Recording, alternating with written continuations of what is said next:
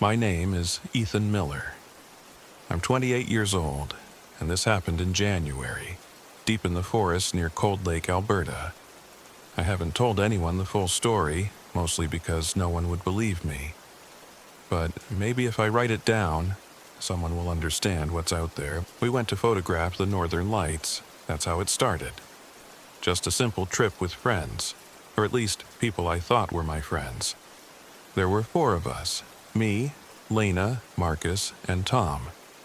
Lena was my ex, the kind of person who couldn't sit still for more than a week without chasing her next thrill. Marcus was the joker, always with a camera in his hand, convinced he'd find something weird enough to make his vlog go viral. And Tom? Tom was our guide, a local guy, indigenous, who knew the land better than anyone. He was quiet, serious, the kind of person who looks at you like he sees all the mistakes you're about to make. We drove up in my RV, packed with supplies and gear.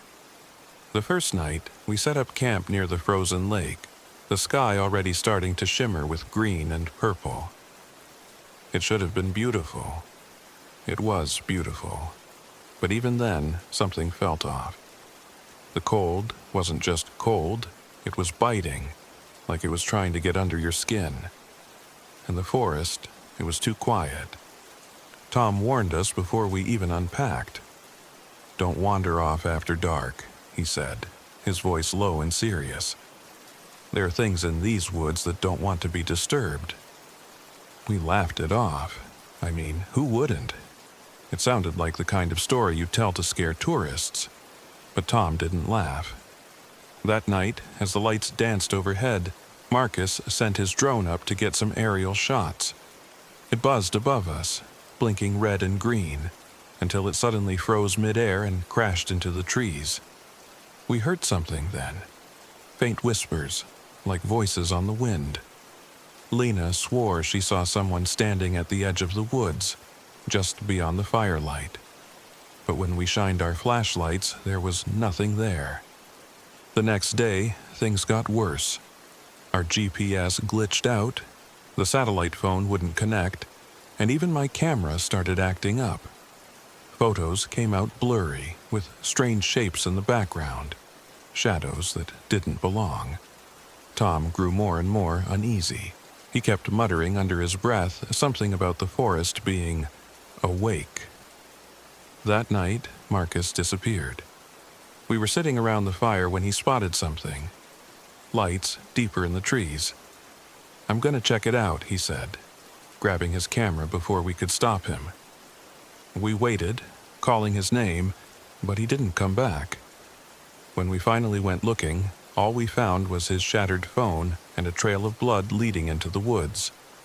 That's when the panic set in. Lena was furious, blaming Tom for not warning us more. Tom snapped back, saying he had warned us. I tried to keep the peace, but it was falling apart. That's when Lena dropped the bomb. "I wasn't here for you, Ethan," she spat. "I was here for the shot. National Geographic pays top dollar for rare aurora photos. I needed this." I stared at her, feeling something cold settle in my chest. I'd thought maybe we were reconnecting, but it was all bullshit. Tom interrupted us, his face pale. "We need to leave. Now." But it was too late. As we packed up, something came out of the woods. Fast. Tom was yanked into the trees before we even saw what hit him. His screams echoed through the forest, then stopped. Lena and I ran back to the RV, but the engine wouldn't start. We were trapped. Then we heard it. Tom's voice, calling from outside, "Help me, please." I grabbed a flashlight and cracked the door open. Tom stood there, but something was wrong. His body was twisted, his eyes glowing faintly in the dark. And that smile, it wasn't his. It was too wide, too hungry. I slammed the door shut, heart pounding in my chest. Lena lost it. She screamed at me, saying it was my fault, that I should have saved him. Then, without warning, she grabbed the keys and bolted. I tried to stop her, but she was faster. She ran into the woods, screaming my name. I heard her for a while, then nothing. Silence. I don't know how long I sat there, staring at the door, waiting for something, anything, to happen, but eventually I knew I couldn't just sit there. I grabbed my camera and flashlight and went after her. The woods were darker than I'd ever seen, the cold biting into my skin. I followed her footprints until I found her near the lake, or what was left of her. Her body was twisted, like Tom's, her face frozen in a scream. But her eyes, they were glowing. And standing over her was Marcus, or at least something that looked like Marcus. His skin was pale, his mouth stretched into that same unnatural smile. He whispered my name over and over, his voice like wind through dead trees. I raised my camera and snapped a photo. The flash startled him. Just enough for me to run. I don't remember getting back to the RV. It's all a blur of cold and fear. But somehow, when I turned the key, the engine roared to life. I drove without stopping, not looking back until I hit the nearest town. I stumbled into a gas station, frostbitten and shaking. They called the RCMP, but when they went back to the site, they found my RV a week later, abandoned near the edge of the park. The engine was fine, but the inside was covered in frost, like it had been left out in a blizzard. My camera was still there, sitting on the passenger seat. When I checked the photos, my blood ran cold. Hundreds of shots of the northern lights, far more than I remembered taking. But in the last frame there was a photo of me, standing in the snow, smiling. But it wasn't my smile. And my eyes, they were glowing.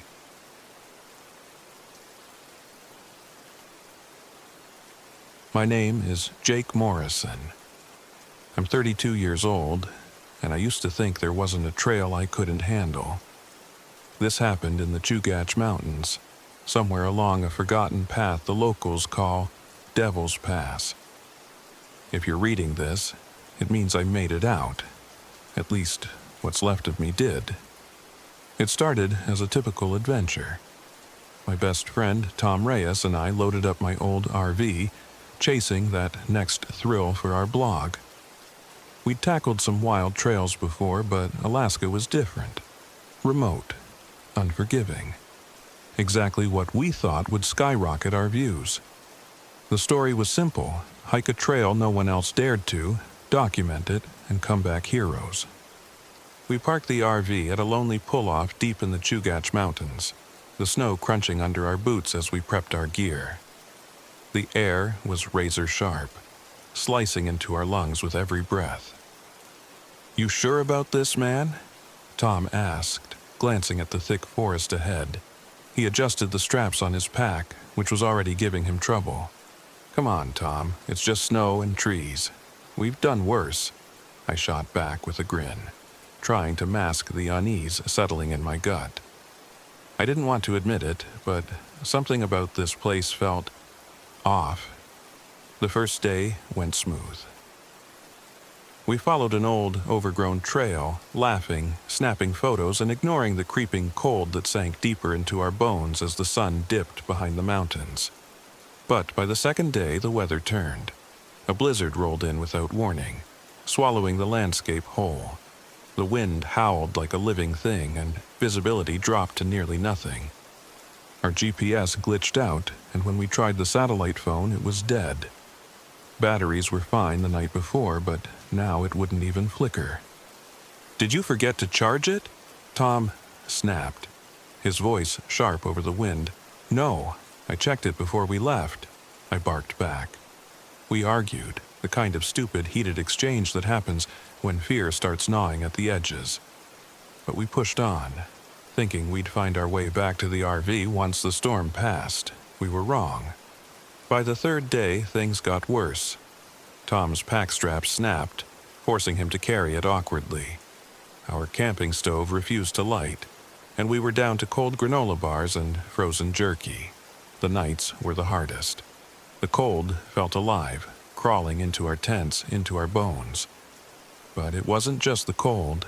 It started with the sounds. At first, we thought it was the wind playing tricks, low, guttural howls echoing through the trees. But then we heard footsteps circling our tent. Heavy, deliberate. We unzipped the flap, shining our headlamps into the darkness, but nothing was there. Just the endless snow and shadows. Then the footprints appeared. Huge, misshapen tracks surrounded our camp the next morning, twice the size of any human foot, and spaced in a way that made no sense, as if whatever made them was gliding or leaping with impossible strides. Moose, maybe? I joked, trying to lighten the mood, but even I didn't believe it. Moose don't walk on two legs. Tom wasn't laughing. He stared at the tracks, his face pale. This isn't normal, Jake. We need to get the hell out of here. We packed up and tried retracing our steps, but every direction looked the same. Trees, snow, and more of those damn footprints. The blizzard had erased our trail, and it felt like something was toying with us, driving us deeper into the wilderness. By the fifth night, Tom was different. He barely spoke, his eyes sunken and glassy. I chalked it up to exhaustion and cold, but there was something else, something darker. He'd stare into the woods for hours like he was listening to something I couldn't hear. That's when I started hearing him. I woke up one night to Tom's voice calling my name from outside the tent. "Jake, help me." My heart jumped. I scrambled out, flashlight in hand, but Tom was fast asleep inside, his breath fogging up the cold air. But I heard him. I know I did. The next night he heard me. I was asleep when Tom shook me awake, his face twisted in panic. "Jake, stop messing around. You were calling me," he hissed. "What the hell are you talking about?" I snapped, sitting up. But he wasn't lying. He looked terrified. That's when we both realized something was out there. And it was mimicking us. The tension between us snapped on the sixth day. Tom accused me of leading us into this mess for blog views, of risking our lives for clicks. I shot back, accusing him of being dead weight, always complaining and slowing us down. The anger festered, boiling just under the surface, and then the supplies went missing. Our last stash of food gone. The compass smashed. I knew I didn't do it, but Tom looked at me like he was ready to kill me right there in the snow. "You did this," he snarled. "You've lost it, Jake." "I didn't touch our stuff," I yelled back. "You're the one losing it, man." That night, I slept with my knife under my pillow. When I woke up, Tom was gone. I searched the camp, calling his name, but the only answer was the wind. And then I heard it, his voice, faint and distant, calling for help. "Jake, help me, please." I followed the sound into the woods, stumbling through the snow, my breath ragged in my chest. The voice led me deeper and deeper until I saw it. A shadow, hunched and twisted just beyond the trees. It was wearing Tom's voice like a mask. Before I could react, something slammed into me from behind. My world went black. When I came to, I was in a cave. The air was thick with the stench of death and rot. I was hanging by my wrists, my arms screaming in pain. The walls were slick with ice, and bones littered the ground, human bones. And there was Tom. He was strung up opposite me, his face pale and hollow, eyes wide with terror. But something was wrong.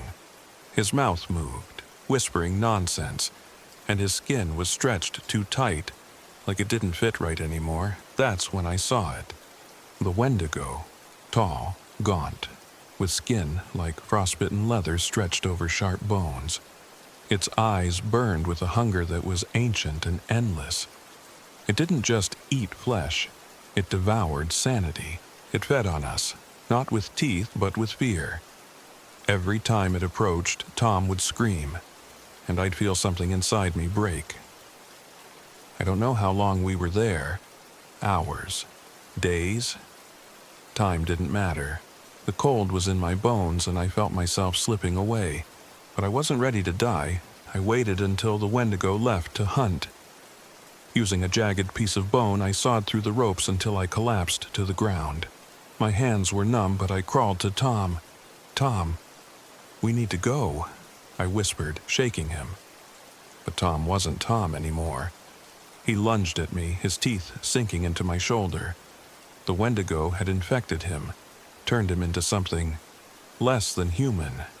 I fought back, shoving him off, but he came at me again, eyes wild, mouth foaming. I had no choice. I drove the bone shard into his chest, feeling it puncture through ribs and into his heart. He gasped, blood bubbling from his lips, and for a moment, I saw the real Tom in his eyes. "Jake, I'm sorry," he whispered, then went still. I staggered out of the cave, my body screaming with pain, my mind frayed and unraveling. I don't know how I made it back to the RV. Maybe I wasn't supposed to. Maybe the Wendigo let me go. But when I looked into the rearview mirror, I saw its reflection staring back at me. Now I sit here recording this. My hands shake, but it's not from the cold. It's still out there. Or maybe it's in here. If you find this recording, do yourself a favor.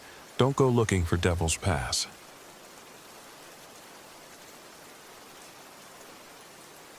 My name is Emma Collins.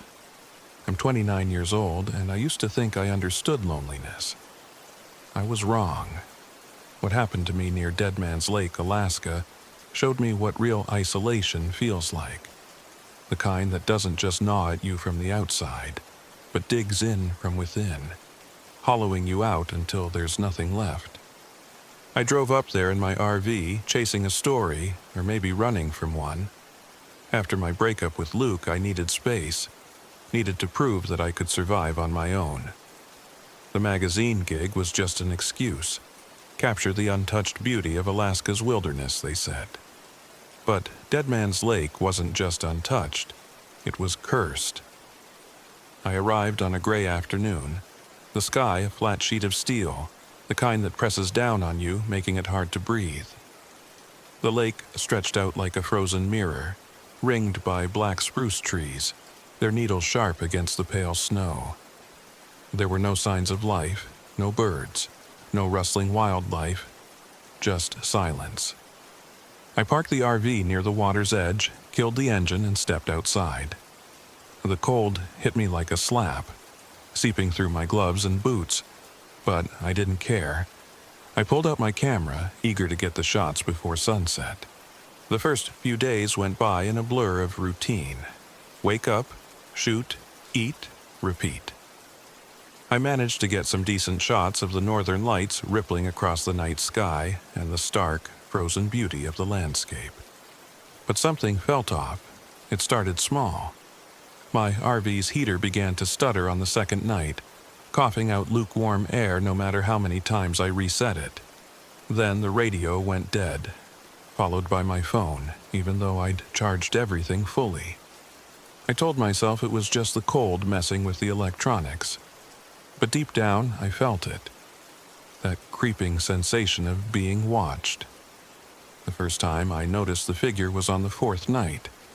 I was reviewing my photos, flipping through shots of the lake when I saw it. A dark shape standing at the edge of the trees. It wasn't there when I took the photo. I stared at the screen, heart pounding, then glanced outside.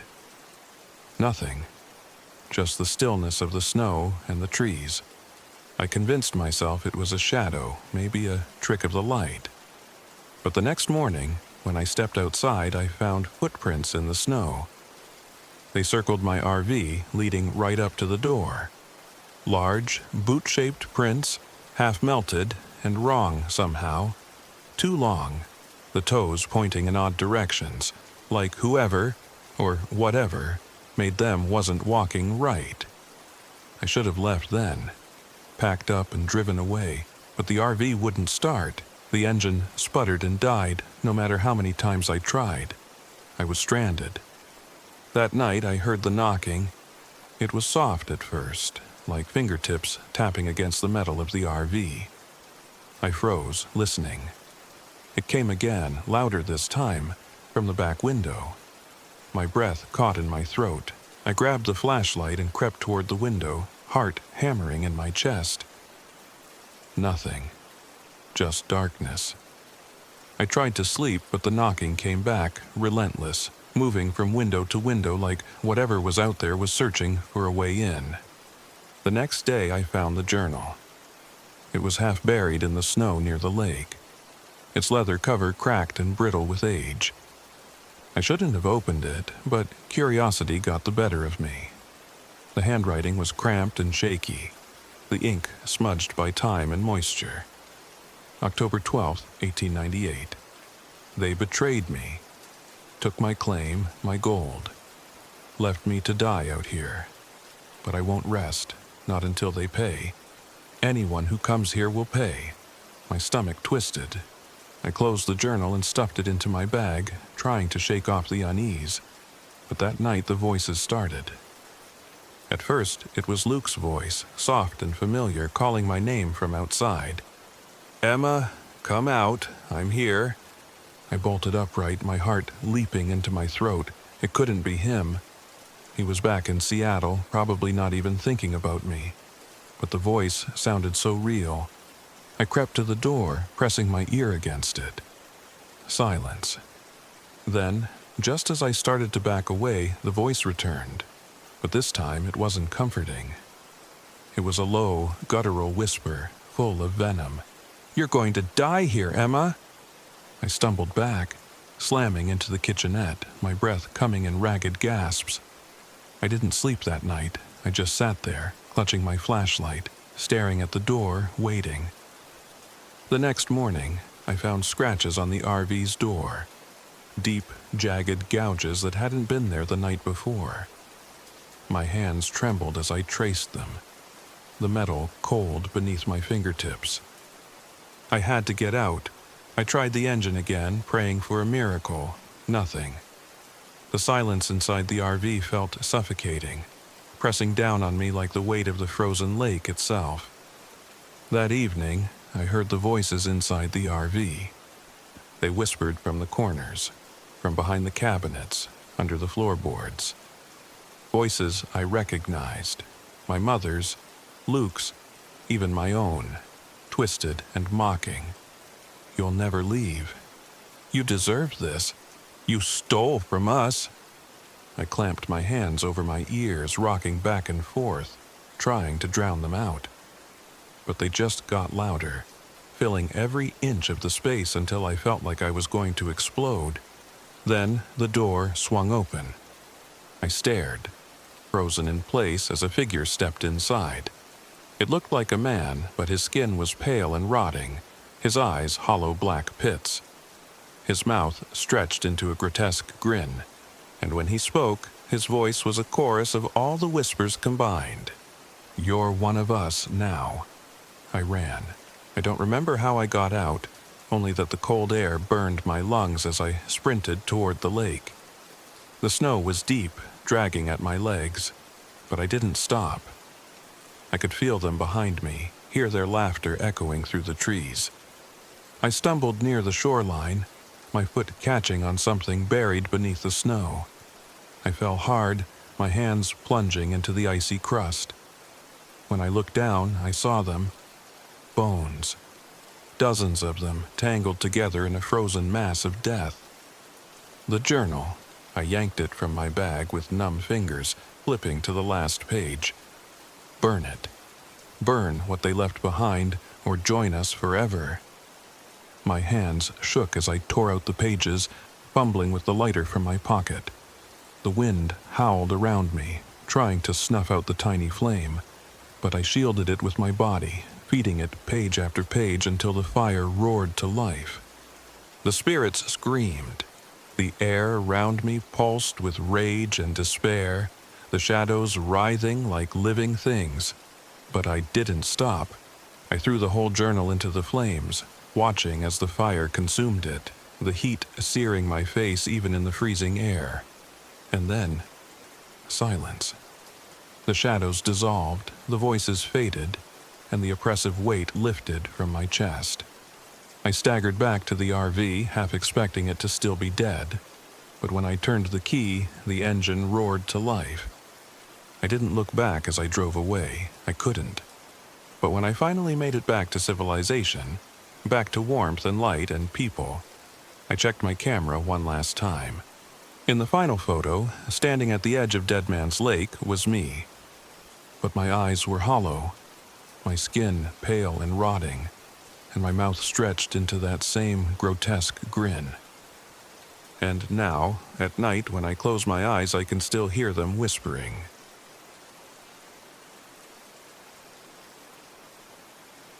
My name is Caleb Foster. I'm 41 years old, and this happened in the gates of the Arctic National Park, Alaska, one of the most remote places in the country. I went there to escape my past, but I found something worse waiting for me. Or maybe it found me. I drove my RV up from Fairbanks, the road getting narrower and rougher the farther north I went. I wasn't looking for anything special, just somewhere quiet, away from people. Away from the memories that clawed at me every time I closed my eyes. The fires, the screaming, my wife and daughter, their faces seared into my mind. It's been 2 years since the fire. 2 years since I lost everything. Being a firefighter was supposed to mean I could protect them, but when it mattered most, I couldn't even save my own family. That guilt, it never left me. I thought maybe the isolation would help, that the vast nothingness of Alaska could swallow it whole. I was wrong. I set up camp near a jagged peak the locals call the Devil's Tooth. Even from a distance, it looked wrong, like a shard of black glass jutting out of the earth, sharp enough to pierce the sky. When I stopped in a small outpost before heading in, an old hunter named Elias had warned me about it.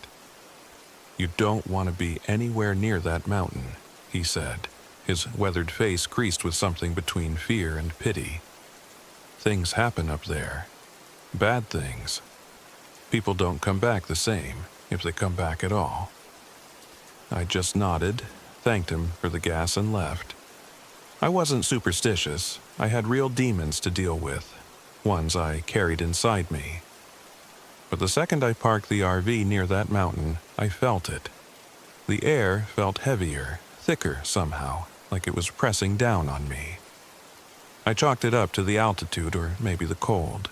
The wind howled through the trees, a low, mournful sound that seeped into my bones. The first night was quiet. Too quiet. No birds, no rustling animals. Just the wind and the creaking of the RV as it settled on the frozen ground. I thought I'd sleep like a rock out there, but I kept waking up, drenched in sweat, even though the inside of the RV was freezing. I dreamed of fire, of my daughter's laughter turning into screams. The second night, I heard her. I was half asleep when I heard the giggle, light and playful, just outside the RV. My heart froze. I sat up, straining to hear over the wind. "Daddy!" My breath caught in my throat. It was her voice. Lily's. I scrambled to the window, my hands shaking. But there was nothing out there. Just snow and shadows. I yanked open the door and stepped into the icy air, spinning in every direction. "Lily?" I whispered. Silence. Then, just as I turned to go back inside, I saw them. Tiny handprints on the fogged-up window. On the inside. I stumbled back, my pulse pounding in my ears. I had locked that door, I was sure of it. I told myself I was just tired. Grief does weird things to the mind. But deep down, I knew this wasn't just in my head. The third day, the RV wouldn't start. I turned the key, but all I got was a sputtering cough before the engine died completely. The battery was fine when I parked. I checked everything I knew how to check, but it was like the damn thing just gave up. My fuel canister was gone too, even though I'd left it right next to the door. That's when I realized I wasn't alone out there. I decided to hike back toward the main road. It wasn't far, maybe 10 miles. But no matter which direction I walked, I kept ending up back at the RV. It didn't make sense. I marked trees, left rocks and patterns I'd recognize, but it was like the forest was folding in on itself, trapping me in some kind of loop. That night, I heard both of them. My wife's voice, soft and familiar, calling my name from the woods. "Caleb, come home." I pressed my hands over my ears, but the voices kept coming, growing louder, more insistent. "Why did you leave us, Daddy?" Lily's voice was closer now, right outside the RV. "Come play with me." I clenched my fists, trying to block it out. But then I felt it, a cold breath on the back of my neck. I spun around, and for a split second I saw her. Lily. But her skin was pale, her eyes hollow and black, her smile stretched too wide. I blinked, and she was gone. I knew then that something wasn't right. This wasn't just grief. Something out there was playing with me. On the fourth day I saw him. I was chopping wood near the edge of the trees when I caught movement out of the corner of my eye. A figure, tall and thin, standing just beyond the tree line. I called out, thinking maybe, it was another camper, a hunter, anyone who could help. But when the figure stepped closer, I realized it wasn't human. It was all shadow, its edges shifting like smoke. Two glowing eyes burned from its face, piercing and cold. It didn't move like a person, it glided, soundless, across the snow. I ran. I don't even remember getting back to the RV, just the feeling of my heart trying to beat its way out of my chest. I locked the doors, barricaded the windows, but it didn't matter. That night, I woke up tied to my own bed, my arms and legs bound with ropes I didn't even own. Carved into the walls of the RV were words I didn't recognize. Symbols, maybe. But carved into my own skin, across my forearm, were 3 words that made my blood run cold. You belong here. I don't know how long I was out. When I came to, the RV door was wide open, snow drifting in. I staggered outside, my legs weak, and started walking. I didn't know where I was going. I just knew I had to get away from that place. That's when I saw the cabin. It was a small, crooked structure, half hidden in the trees. Smoke curled from the chimney. I stumbled to the door and pounded on it, my vision swimming. The door creaked open, and there he was, Elias, the old hunter from the outpost. "I warned you," he said, his eyes cold and distant. "But you didn't listen." I tried to speak, but my throat was dry, my lips cracked from the cold. He pulled me inside, sat me by the fire, and gave me water. For a moment I thought I was safe, but then I saw the symbols on the walls. The same ones carved into my RV. The same ones carved into my skin. "You brought it with you," Elias whispered, his voice low and reverent. "The Shadow Man. He feeds on people like you, the broken ones." I tried to stand, but Elias shoved me back down. "You don't get to leave," he said. "You're part of this now, just like me." That's when I saw the knife in his hand. I don't remember much after that. Just the struggle, the burning pain as the blade bit into my skin, and the wild, desperate need to survive. I fought like I'd never fought before, fueled by something primal. I don't know how, but I managed to grab a log from the fire and slam it into Elias's head. He went down and I ran. I don't know how long I ran. Hours, maybe, days. But eventually I stumbled onto a ranger station. They found me, half dead, raving about shadows and voices. No one believed me. They said I'd been out there too long, that the isolation had gotten to me. But I know the truth. The Shadow Man is real, and I can still feel him even now, watching me from the corners of every dark room, waiting for the day my guilt gets too heavy to carry. Because when that day comes, I'll go back, and this time I won't leave.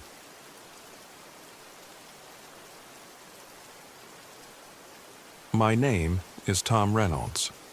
I'm 45 years old, and I thought I knew how to protect my family. This happened last summer, deep in the heart of Chugat National Forest in Alaska. I've seen war zones, deserts, and jungles during my military days.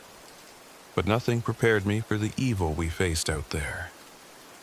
We'd planned the trip as a family getaway, a last chance to bond before my son Jake left for college. My wife Linda was hopeful. She packed the RV with snacks, games, and optimism, thinking the open road would heal the cracks that had been growing between us. Maddie, our 12-year-old daughter, was quiet as always, her big eyes soaking in everything, even the things we didn't see. But Jake, he hated every second. 17, angry at the world, his nose buried in his phone, even when there was no signal. I thought dragging them out into the wild would fix things. Fresh air, no distractions, but Chugat had other plans. We stopped at this rundown gas station near Anchorage, the kind of place that stinks of diesel and desperation. I was filling up the RV when a guy sidled over, friendly as could be. "Beautiful day, huh?" he said. Mid-30s, scruffy beard, and that kind of too-easy smile. "You folks heading into the forest?" "Yeah," I answered, wiping my hands on a rag, looking for a quiet spot to camp, somewhere off the beaten path. His eyes lit up. "I know just the place. Hidden, untouched. Locals call it Bear Creek, but you won't find it on any maps. Pure wilderness." Linda was hesitant when I told her, but I brushed it off. "We were here for adventure, weren't we? That guy, Derek, he said his name was, gave us directions. Dirt roads, old logging trails, the kind of place where GPS signals go to die." It was late afternoon when we finally pulled in. The road had turned to gravel, then to mud, and finally into nothing more than a rough trail. Trees pressed in on all sides, thick and ancient. A fallen tree blocked the path ahead, like it had been dropped there just for us. "Guess this is it," I said, forcing cheer into my voice. Jake groaned. "Awesome. Middle of nowhere, no Wi-Fi. Great idea, Dad." I ignored him, focused on setting up camp while Linda and Maddie explored the nearby stream. But as I hammered in the stakes, I felt it. The stillness. Too still. No birds, no rustling leaves. Just the wind whispering through the trees, like voices just out of earshot. That night, after the fire died down, Maddie tugged at my sleeve. "Daddy," she whispered, "there's someone in the woods." I looked, but there was nothing, just shadows and moonlight. "Go to bed, sweetheart. It's just your imagination." But I felt it too, eyes watching us from the dark. The next morning, Maddie found it, a deer carcass, torn apart and arranged in a strange, twisted pattern. Bones stacked like a shrine, its head impaled on a sharp branch, mouth frozen in a silent scream. Jake laughed, but it was hollow. Probably some psycho hunter messing with us. I wanted to believe that. God, I wanted to. We packed up, ready to head back to civilization. But when I turned the key in the ignition, the RV coughed and died. I checked under the hood. The fuel line had been slashed. Linda's face went pale. "Tom, what the hell is going on?" Before I could answer, Jake stormed off into the woods, pissed about being stuck. "I'm done with this crap," he shouted, disappearing into the trees. Hours passed. Jake didn't come back.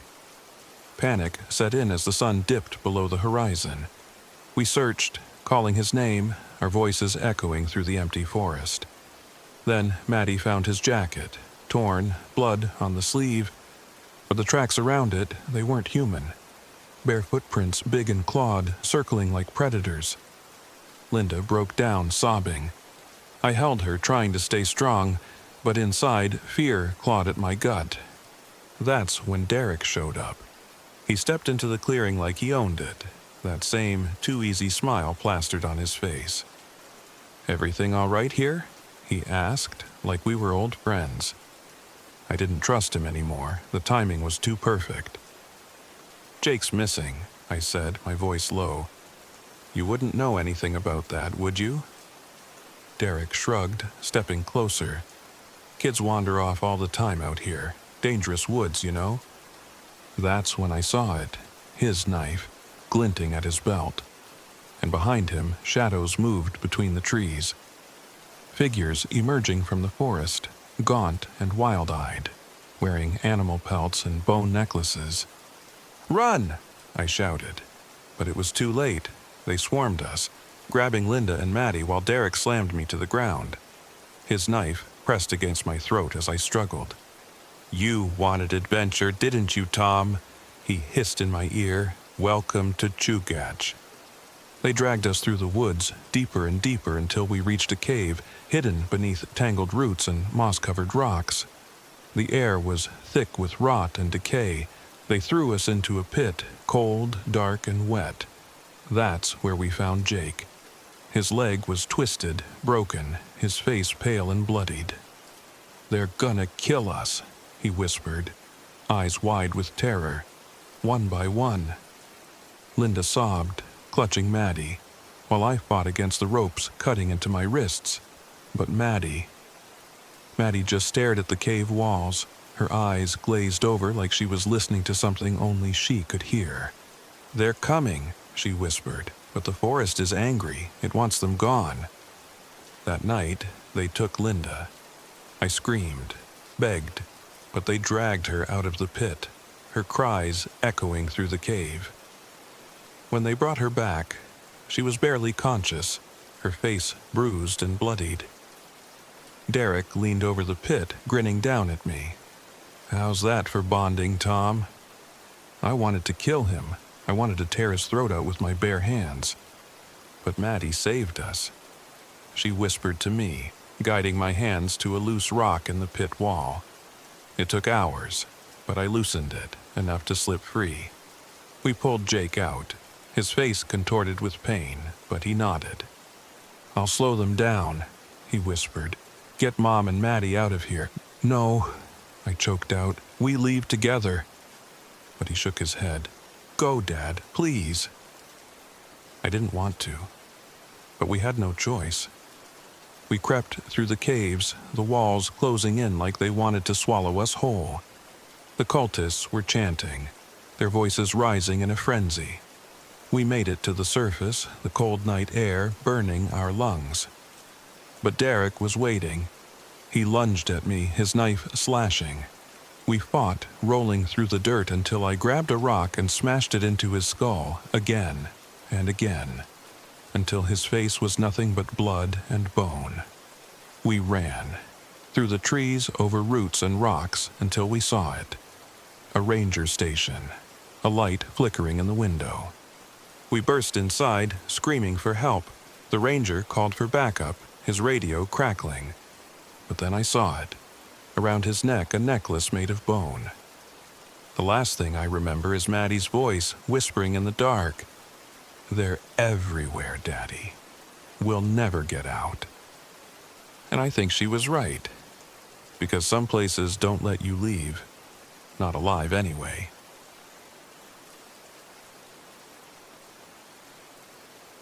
My name is Tom Reynolds. I'm 45 years old, and I thought I knew how to protect my family. This happened last summer, deep in the heart of Chugat National Forest in Alaska.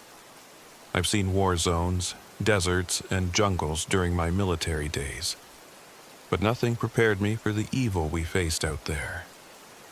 We'd planned the trip as a family getaway, a last chance to bond before my son Jake left for college. My wife Linda was hopeful. She packed the RV with snacks, games, and optimism, thinking the open road would heal the cracks that had been growing between us. Maddie, our 12-year-old daughter, was quiet as always, her big eyes soaking in everything, even the things we didn't see. But Jake, he hated every second. 17, angry at the world, his nose buried in his phone, even when there was no signal. I thought dragging them out into the wild would fix things. Fresh air, no distractions. But Chugat had other plans. We stopped at this rundown gas station near Anchorage, the kind of place that stinks of diesel and desperation. I was filling up the RV when a guy sidled over, friendly as could be. Beautiful day, huh? He said. Mid-30s, scruffy beard, and that kind of too easy smile. You folks heading into the forest? Yeah, I answered, wiping my hands on a rag, looking for a quiet spot to camp, somewhere off the beaten path. His eyes lit up. I know just the place. Hidden, untouched. Locals call it Bear Creek, but you won't find it on any maps. Pure wilderness. Linda was hesitant when I told her, but I brushed it off. We were here for adventure, weren't we? That guy, Derek, he said his name was, gave us directions. Dirt roads, old logging trails, the kind of place where GPS signals go to die. It was late afternoon when we finally pulled in. The road had turned to gravel, then to mud, and finally into nothing more than a rough trail. Trees pressed in on all sides, thick and ancient. A fallen tree blocked the path ahead, like it had been dropped there just for us. Guess this is it, I said, forcing cheer into my voice. Jake groaned. Awesome. Middle of nowhere, no Wi-Fi. Great idea, Dad. I ignored him, focused on setting up camp while Linda and Maddie explored the nearby stream. But as I hammered in the stakes, I felt it. The stillness. Too still. No birds, no rustling leaves. Just the wind whispering through the trees, like voices just out of earshot. That night, after the fire died down, Maddie tugged at my sleeve. "Daddy," she whispered, "there's someone in the woods." I looked, but there was nothing, just shadows and moonlight. Go to bed, sweetheart. It's just your imagination. But I felt it too, eyes watching us from the dark. The next morning, Maddie found it. A deer carcass, torn apart and arranged in a strange, twisted pattern. Bones stacked like a shrine, its head impaled on a sharp branch, mouth frozen in a silent scream. Jake laughed, but it was hollow. Probably some psycho hunter messing with us. I wanted to believe that. God, I wanted to. We packed up, ready to head back to civilization. But when I turned the key in the ignition, the RV coughed and died. I checked under the hood. The fuel line had been slashed. Linda's face went pale. "Tom, what the hell is going on?" Before I could answer, Jake stormed off into the woods, pissed about being stuck. "I'm done with this crap," he shouted, disappearing into the trees. Hours passed. Jake didn't come back. Panic set in as the sun dipped below the horizon. We searched, calling his name, our voices echoing through the empty forest. Then Maddie found his jacket, torn, blood on the sleeve, but the tracks around it, they weren't human. Bare footprints, big and clawed, circling like predators. Linda broke down, sobbing. I held her, trying to stay strong, but inside, fear clawed at my gut. That's when Derek showed up. He stepped into the clearing like he owned it, that same too-easy smile plastered on his face. "Everything all right here?" he asked, like we were old friends. I didn't trust him anymore. The timing was too perfect. "Jake's missing," I said, my voice low. "You wouldn't know anything about that, would you?" Derek shrugged, stepping closer. "Kids wander off all the time out here. Dangerous woods, you know." That's when I saw it, his knife, glinting at his belt. And behind him, shadows moved between the trees. Figures emerging from the forest, gaunt and wild-eyed, wearing animal pelts and bone necklaces. "Run!" I shouted. But it was too late. They swarmed us, grabbing Linda and Maddie while Derek slammed me to the ground. His knife pressed against my throat as I struggled. "You wanted adventure, didn't you, Tom?" he hissed in my ear. "Welcome to Chugat." They dragged us through the woods, deeper and deeper until we reached a cave, hidden beneath tangled roots and moss-covered rocks. The air was thick with rot and decay. They threw us into a pit, cold, dark, and wet. That's where we found Jake. His leg was twisted, broken, his face pale and bloodied. "They're gonna kill us," he whispered, eyes wide with terror, one by one. Linda sobbed, clutching Maddie, while I fought against the ropes cutting into my wrists. But Maddie just stared at the cave walls, her eyes glazed over like she was listening to something only she could hear. "They're coming," she whispered, "but the forest is angry. It wants them gone." That night, they took Linda. I screamed, begged, but they dragged her out of the pit, her cries echoing through the cave. When they brought her back, she was barely conscious, her face bruised and bloodied. Derek leaned over the pit, grinning down at me. "How's that for bonding, Tom?" I wanted to kill him. I wanted to tear his throat out with my bare hands. But Maddie saved us. She whispered to me, guiding my hands to a loose rock in the pit wall. It took hours, but I loosened it, enough to slip free. We pulled Jake out, his face contorted with pain, but he nodded. "I'll slow them down," he whispered. "Get Mom and Maddie out of here." "No," I choked out. "We leave together." But he shook his head. "Go, Dad, please." I didn't want to, but we had no choice. We crept through the caves, the walls closing in like they wanted to swallow us whole. The cultists were chanting, their voices rising in a frenzy. We made it to the surface, the cold night air burning our lungs. But Derek was waiting. He lunged at me, his knife slashing. We fought, rolling through the dirt until I grabbed a rock and smashed it into his skull, again and again, until his face was nothing but blood and bone. We ran, through the trees, over roots and rocks, until we saw it. A ranger station, a light flickering in the window. We burst inside, screaming for help. The ranger called for backup, his radio crackling.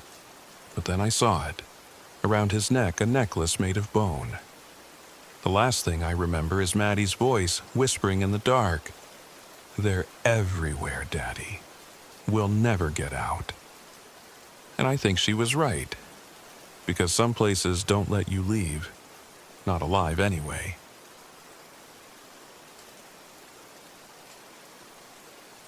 My name is Claire Matthews.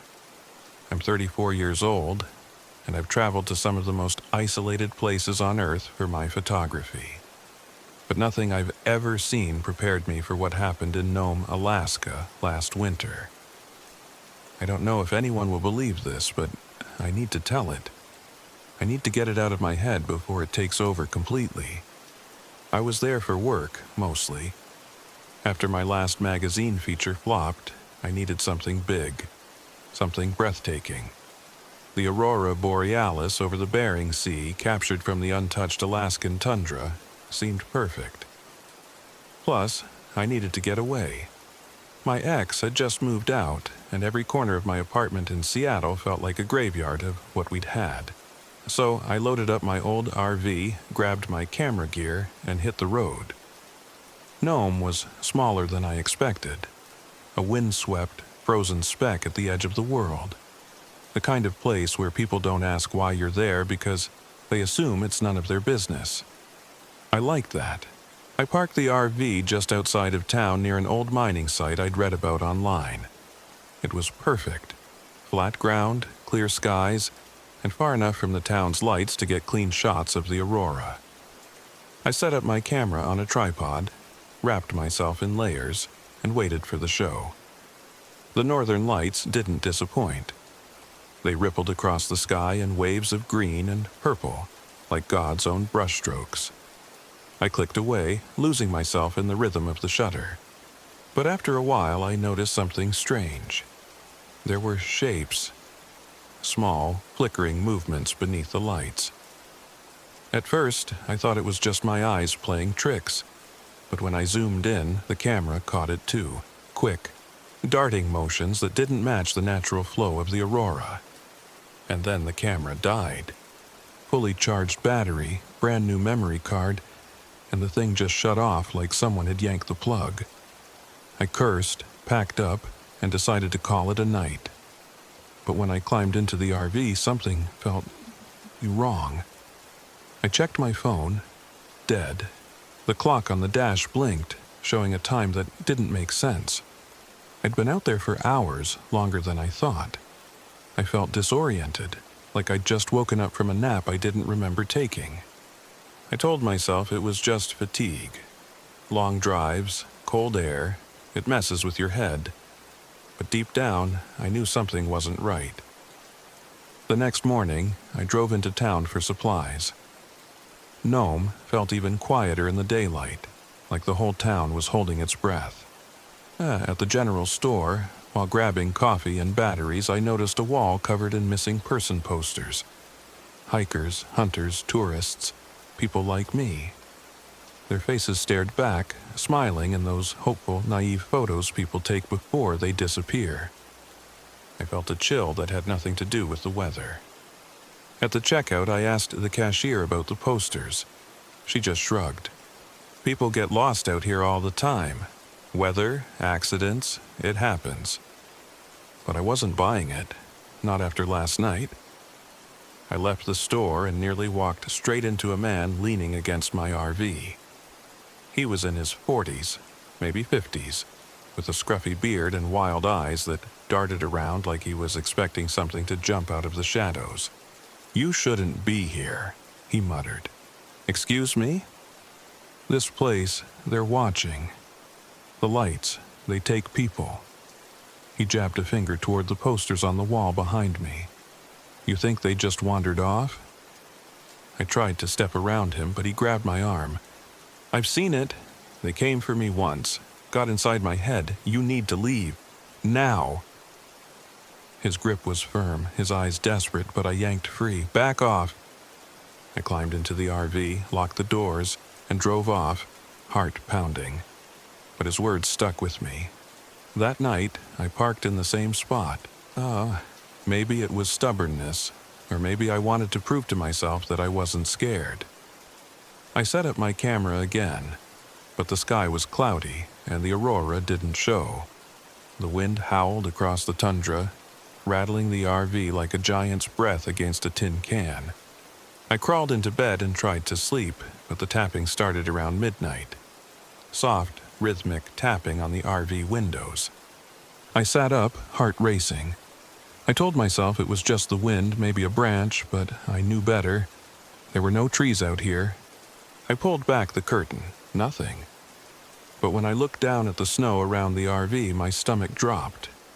There were footprints, bare feet, leading around the vehicle, disappearing into the darkness. I stayed up the rest of the night, clutching a flashlight and my camera like they were weapons. But no one, or nothing, came back. The next day, I drove to the Nome Police Department, looking for answers. I met Officer Dana Kincaid, a young woman with a kind smile but eyes that said she'd heard every crazy story in the book. "You've been talking to Ben Foster, haven't you?" she asked after I explained what happened. "Who?" She rolled her eyes. "Old prospector. Lives out by the mining site. He's got stories about aliens, government conspiracies, you name it." I told her about the lights, the missing time, the footprints. Her smile faded a little, but she kept that professional calm. "Look, Nome's a tough place. Weather can mess with people's heads. Long nights, isolation, it plays tricks. But if you're really spooked, maybe head back to Anchorage." I left, feeling like I'd wasted my time. But something in her face, some flicker of doubt, told me she wasn't as sure as she sounded. That night, I didn't even make it to the mining site. The RV stalled halfway there. The dashboard lights flickered and died, leaving me stranded in the middle of nowhere. I tried the ignition, but nothing. And then the sky lit up, but it wasn't the aurora. Bright, white lights hovered overhead, moving in impossible patterns. Sharp angles, sudden stops. My heart pounded in my chest as I scrambled for my camera, but when I looked through the viewfinder, the lights weren't there. I blinked, trying to clear my vision, but the lights just disappeared, like they were never there. I sat in the RV for hours, too scared to move. When I finally worked up the nerve to step outside, I found something waiting for me. A handprint, pressed into the frost on the windshield, right where my face had been while I was watching the lights. I don't remember falling asleep, but I woke up the next morning on the ground outside the RV. My clothes were soaked, my skin freezing. I had no memory of how I got there. When I checked the time, I realized I'd been out for almost 12 hours. Back in town, I went straight to Ben Foster's shack near the mining site. I needed answers. Ben didn't look surprised to see me. "They've marked you," he said, pulling up his sleeve to reveal a long, jagged scar running down his forearm. "They took me once, put something inside."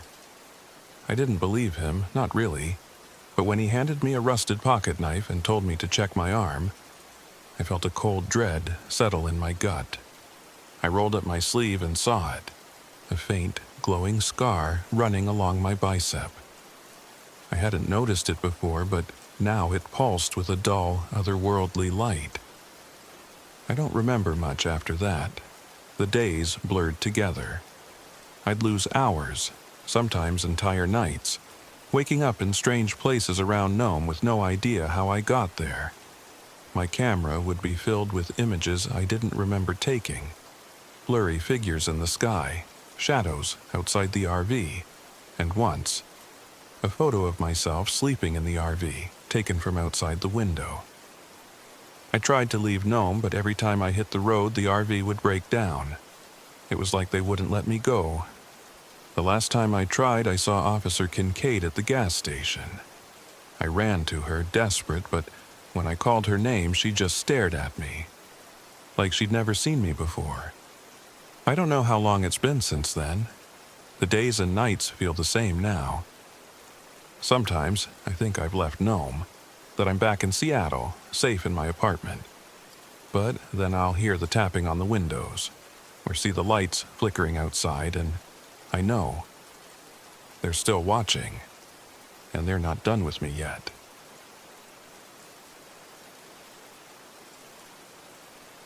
My name is Jake Morrison. I'm 34 years old, and what happened to me along the Copper River in Alaska still feels like some twisted nightmare I can't wake up from. But it was real. Every scream, every drop of blood, it was all too damn real. It started as a simple trip, just me and Emma. We'd been together for 3 years, but lately things had been tense. I thought a little time off-grid would fix us. You know, reconnect. I'm an outdoors guy, always have been. Fishing, camping, roughing it. Alaska's wilderness has always felt like home. Emma, she was more of a city girl, but she went along with it. Maybe she wanted to fix us too, or maybe she was just waiting for the right time to call it quits. I don't know. We took my old RV, beat up but reliable, and headed out toward the Copper River. It's known for its salmon runs, and I'd heard about some killer fishing spots off the beaten path. We left Anchorage early, with no plan except to find a quiet place where the world couldn't find us. But something found us. By the time we hit the dirt roads snaking along the river, the air felt heavier. The trees pressed in tighter, and the sky seemed darker even though it was only afternoon. The GPS cut out miles back, but I wasn't worried. I liked the isolation. Emma didn't. "This doesn't feel right, Jake," she muttered, looking out the window at the endless line of trees. We should have stayed near the main road. I laughed it off. "Come on, Em. This is what we came for. No people, no noise. Just us and the river."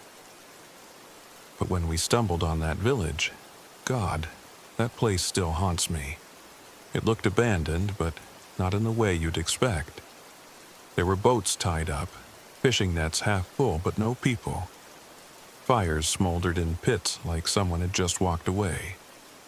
The weirdest part? The silence. No birds, no rustling leaves. Just nothing. Emma wanted to leave right then, but I was curious. We walked around a bit, and that's when we saw them. Strange symbols carved into the trees around the village.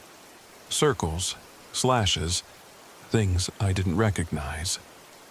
"This isn't right," Emma whispered, grabbing my arm. "Let's go." I shrugged it off, but even I felt a chill creep up my spine. We left, and that night, as we camped by the river, we heard it. Screaming. Far off, but loud enough to make the hairs on the back of my neck stand up. I told Emma it was probably an animal, maybe a fox or something, but she didn't buy it, neither did I. The next morning, we met Ben. He came out of nowhere, standing by the edge of the trees like he'd been watching us. Mid-40s, scruffy beard, weather-beaten face. He wore a thick jacket and carried a fishing pole like he'd been out on the river. "Morning," he called out, waving like we were old friends.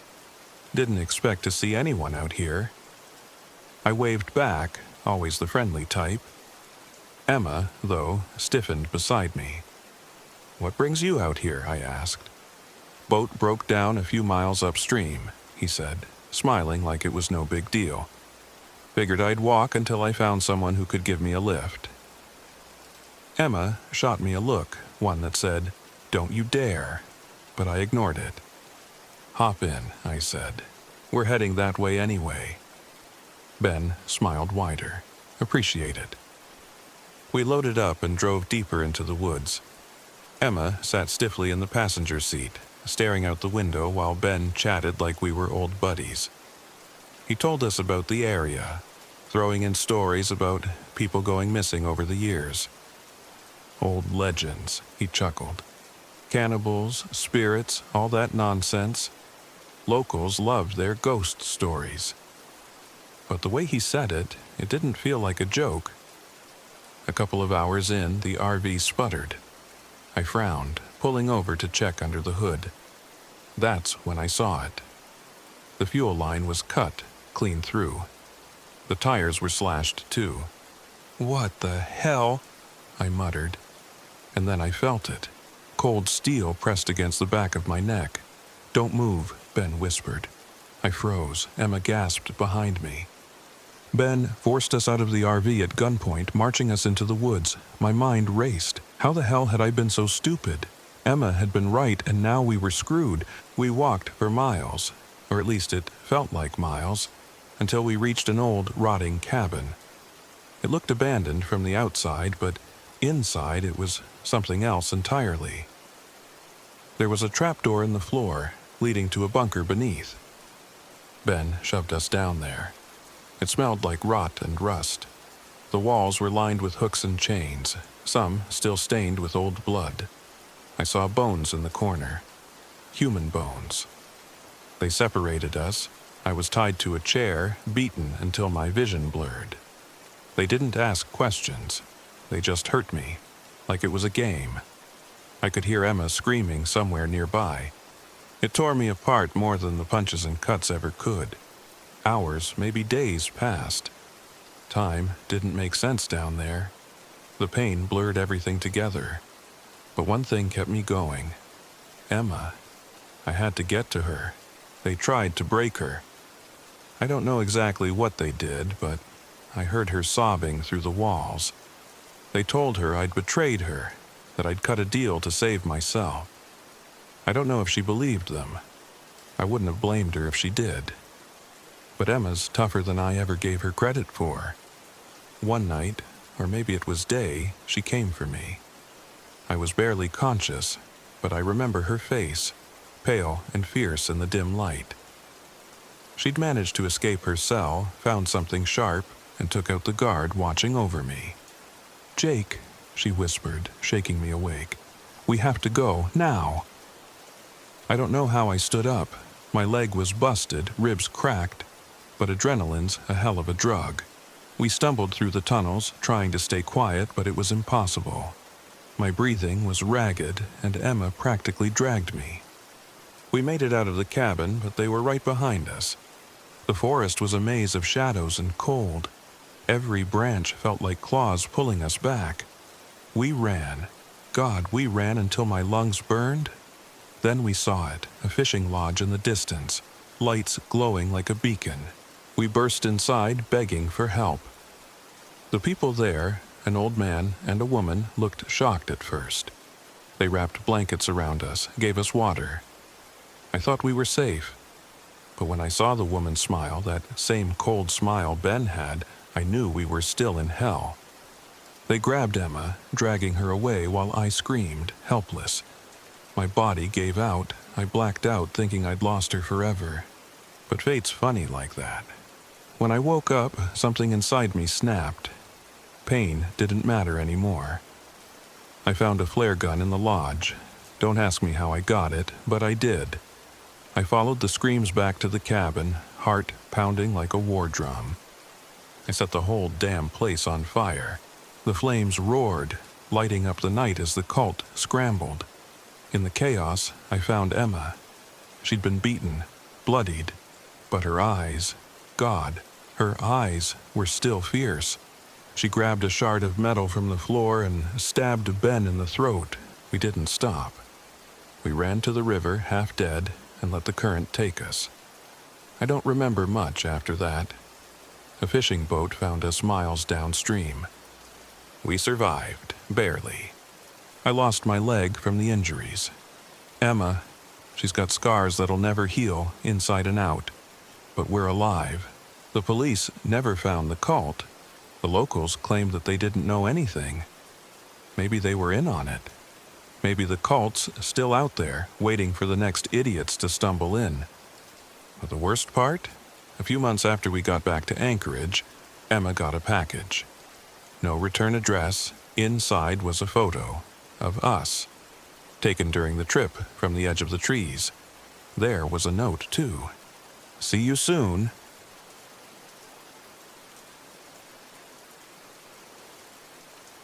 My name is Laura Bennett. I'm 29 years old, and what happened to me at Eklutna Lake in Alaska wasn't just a bad dream or some wilderness-induced hallucination. It was real. I know it sounds insane, and maybe you won't believe me, but I need to get it out. Maybe writing it down will help me sleep again.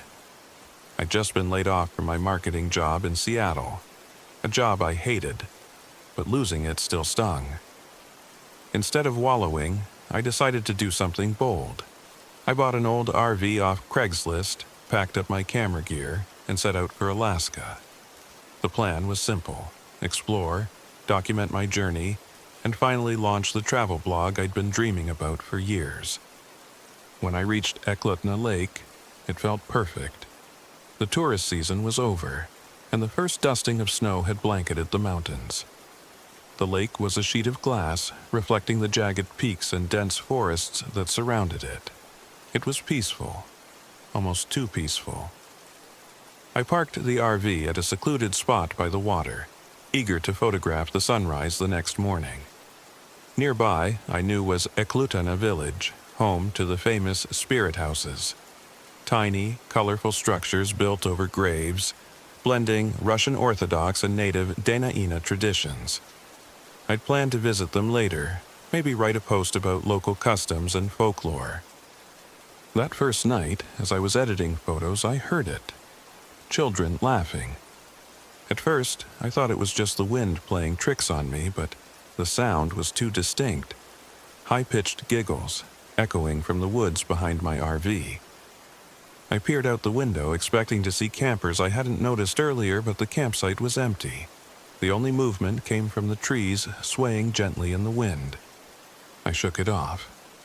Maybe it was just my imagination. The next morning, I found small handprints on the outside of my RV windows, tiny, like a child's. I stared at them for a long time, trying to come up with a logical explanation. Maybe kids had been here before I arrived, and the condensation brought out old prints. But the prints were fresh. I could see the smudges where fingers had pressed against the glass. I decided to head into town, brush off the weirdness. I stopped at a gas station a few miles down the road. The place was nearly empty, except for an old woman behind the counter. Her eyes followed me as I grabbed coffee and snacks. "Camping up at Eklutna?" she asked, her voice raspy. "Yeah," I replied, trying to sound casual. "Beautiful spot." She didn't smile. "You staying near the spirit houses?" I shrugged. I might check them out later. Her gaze darkened. You leave those spirits be, girl. They don't take kindly to strangers poking around. I chuckled awkwardly. I'll be careful. But her words stuck with me as I drove back. I wasn't superstitious, but the handprints, the laughter, it was getting harder to explain away. That night, the laughter came back. Louder this time, closer. I tried to ignore it, pulling my blanket tighter around me, but then I heard something worse, scratching. Light at first, like fingernails on metal, but growing more frantic. It was coming from the RV door. I grabbed my flashlight, heart pounding, and swung the door open. Nothing. Just the cold, still night. But when I turned back inside, my stomach dropped. My laptop was open on the table, the screen glowing in the dark. I hadn't left it on. I approached cautiously. My blog draft, the one I'd been working on about Eklutna Lake, was gone. In its place, words scrawled across the screen. Come play with us. I slammed the laptop shut, my hands trembling. This wasn't funny. Someone was messing with me, but how? I'd locked the door, hadn't I? I tried to start the RV, but it wouldn't turn over. I checked my phone. No signal. My GPS was dead too. I was trapped. The next day, I decided to find help. I packed a small bag, grabbed my camera, out of habit more than anything, and started down the trail toward the main road. But the deeper I went, the more the forest seemed to close in on me. The trees grew denser, the light dimmer, even though it was midday. I walked for what felt like hours, but no matter which direction I took, I always ended up back at the RV. By nightfall, I was unraveling. I couldn't eat, couldn't think straight. I just kept hearing those giggles echoing through the trees. Desperate, I decided to visit the spirit houses. Maybe, in some weird way, paying my respects would make this stop. It sounded crazy, but I was out of options. The cemetery was small, tucked into a clearing in the woods. The spirit houses were painted in bright colors, but the snow and time had faded them, giving everything a washed-out, ghostly appearance. I approached one cautiously, reading the name etched into the wood. But then I saw it, my name, Laura Bennett, and beneath it, today's date. My breath caught in my throat. I stumbled back, heart racing. This couldn't be real. It had to be some sick joke, but how? Who knew I was here? The air grew colder, and the forest seemed to pulse with a dark energy. I heard the children again, but now their laughter was twisted, distorted, like they were mocking me. I ran. I didn't care where. I just needed to get away. When I reached the RV, I saw something that made my blood run cold. The door was wide open. I knew I'd locked it. I approached cautiously, but the inside looked untouched except for one thing. On the table, where my laptop had been, sat a small, soot-covered handprint. That's when I snapped. I grabbed the lighter from the RV's kitchenette and poured gas from my backup canister all over the floor. If they wanted to haunt me, fine, but I wasn't going down without a fight. I lit the match and tossed it onto the gasoline. The RV went up fast, flames licking the sky. I stumbled back, watching the fire consume everything. But then I heard it, the laughter, louder than ever. I turned to see them, dozens of children, their eyes hollow, their faces burned and twisted, standing at the edge of the forest. The flames didn't scare them. They thrived in it. I ran toward the lake, the only place left. The cold water bit at my skin as I plunged in, swimming as far as I could. When I looked back, the forest was ablaze, but the children were still there, watching me, their laughter echoing across the water. I don't remember much after that. A hiker found me the next day, half dead from hypothermia, and took me to the nearest town. I thought I was safe. I thought it was over. But a few weeks later, after I got back to Seattle, I found an email in my inbox. No sender, no subject, just one line of text. Come play with us. And then I saw it. A photo of me standing by the lake taken from the edge of the trees. I haven't slept since.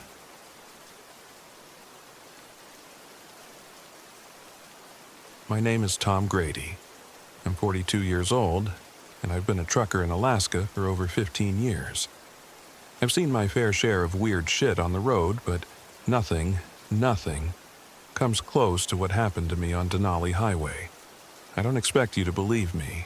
Hell, half the time I'm not sure if I believe it myself. But something happened out there, something real. It started a month after my brother, Dave, died. Suicide.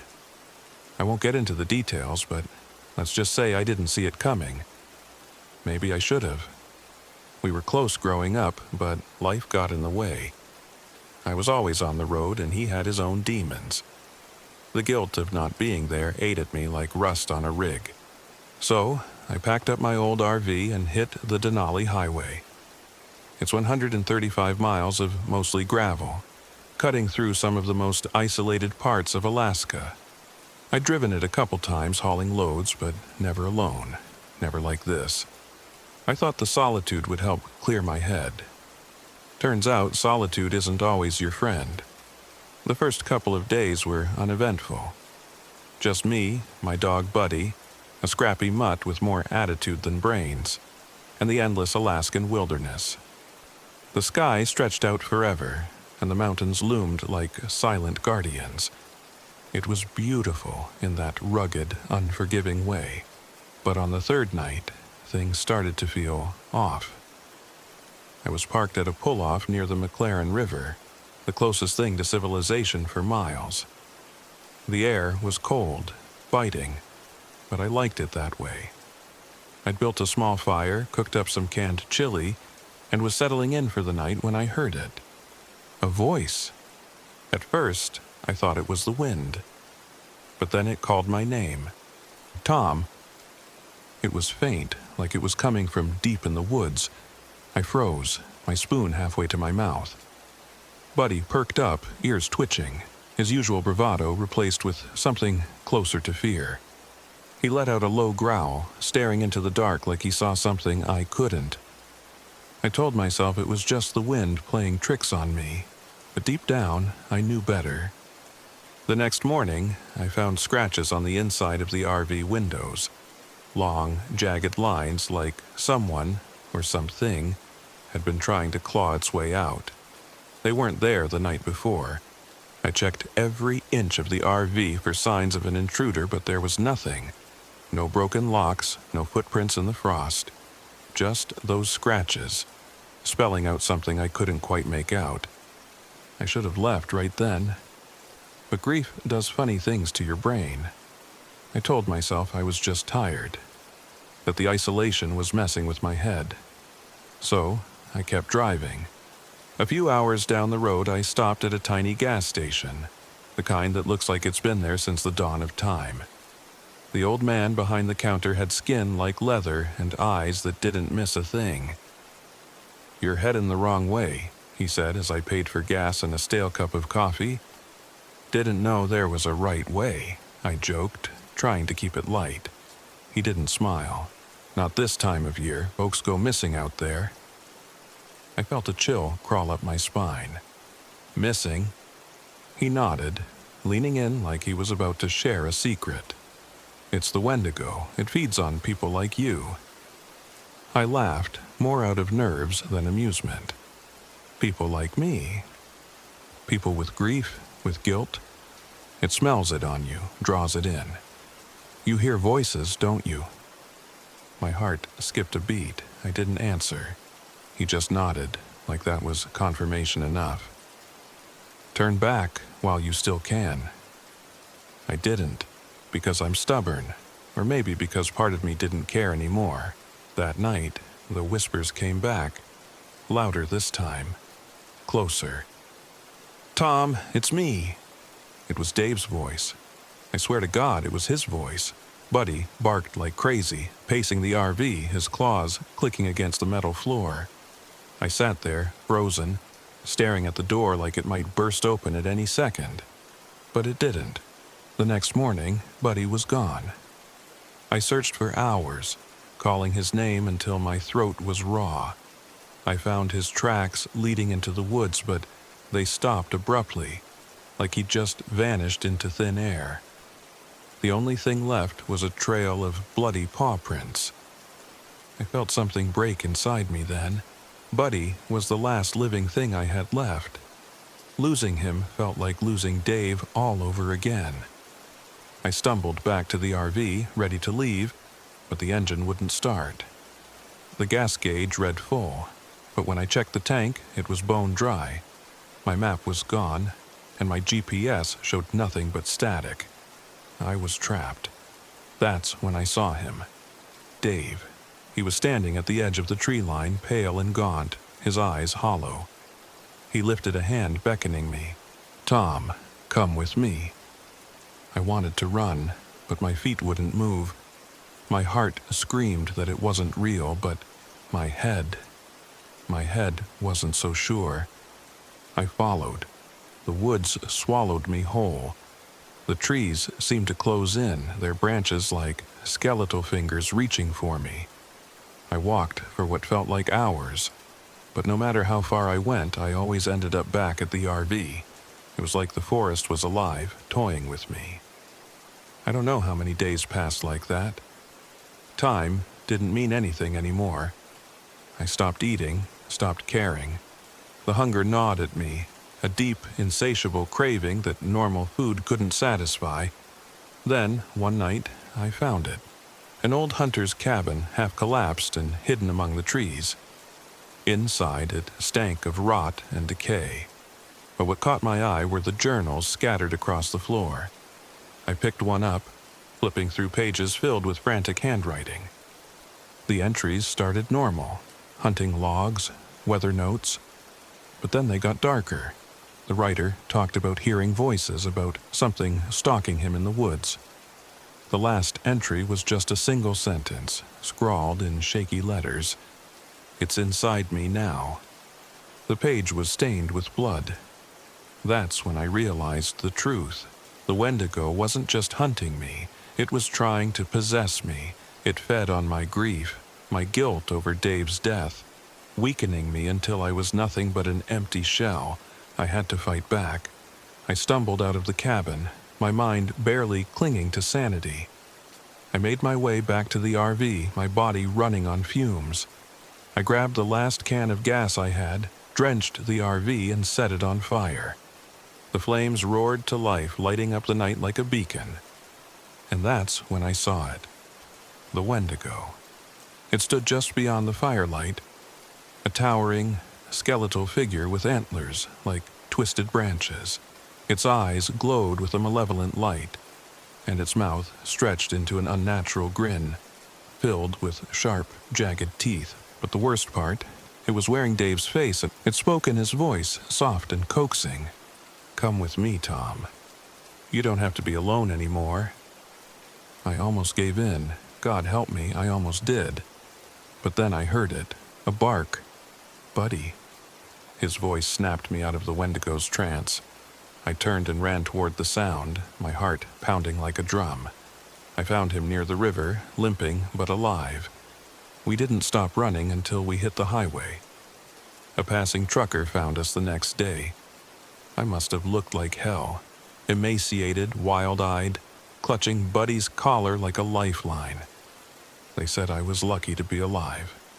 But I don't feel lucky. Even now, weeks later, I can still hear it, the whisper in the back of my mind. Tom. And I know the Wendigo is still out there, waiting.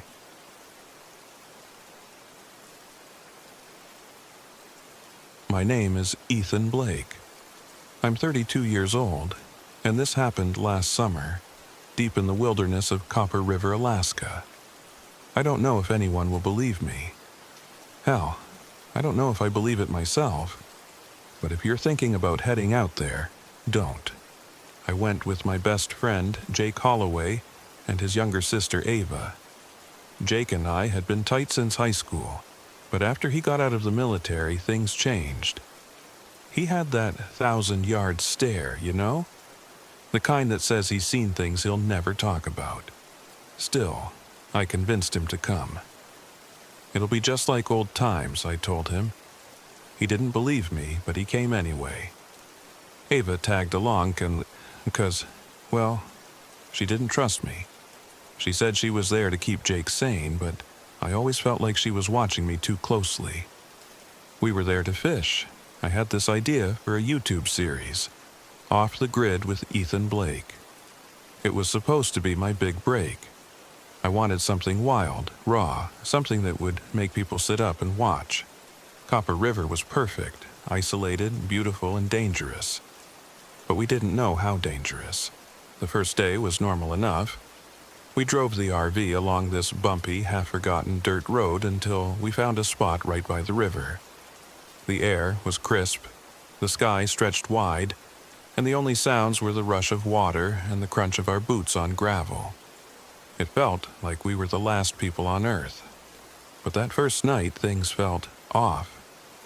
We were sitting around the fire, passing a flask between us when Jake stiffened. His eyes darted to the tree line. "You hear that?" he whispered. Ava and I froze. I strained my ears, but all I could hear was the river. "It's nothing, man," I said, trying to keep things light. "Probably just a squirrel." Jake didn't laugh. His hand slid to the knife at his belt, and for a second I saw that same haunted look he used to get when fireworks went off back home. But nothing happened. We turned in, brushing it off as wilderness jitters. I fell asleep to the sound of the wind rattling the RV windows. The next morning, we found the symbols. They were carved into the trees around our campsite. Strange, twisting shapes that didn't look like anything natural. Some kind of totem or warning, maybe.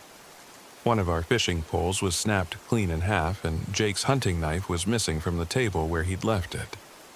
Jake wanted to leave right then. I could see it in his eyes. But I was stubborn. "Come on, man. It's probably just some local kids messing with us," I said.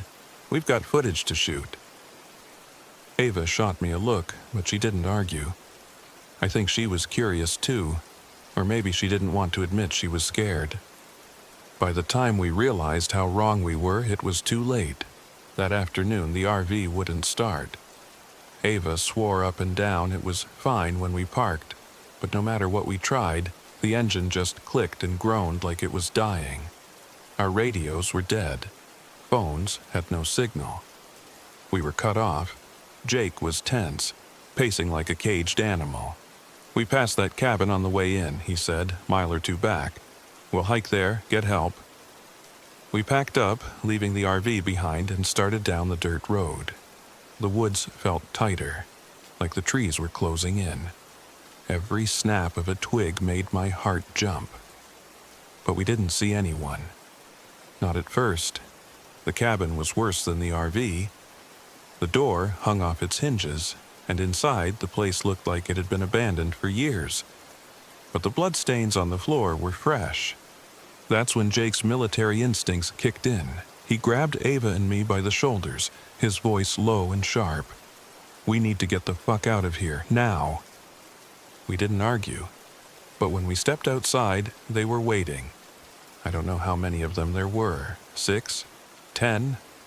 They were wearing masks made of bone and leather, their clothes ragged, bodies filthy like they'd been living in the dirt. One of them was holding Jake's missing knife. Jake went down swinging.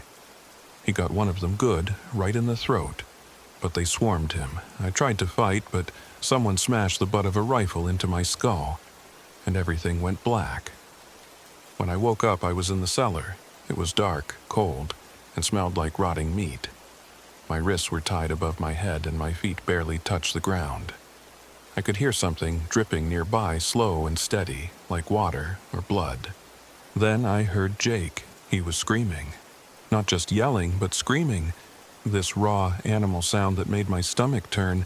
I tried to call out, but my throat was dry, and all that came out was a croak. Then it stopped. Just like that.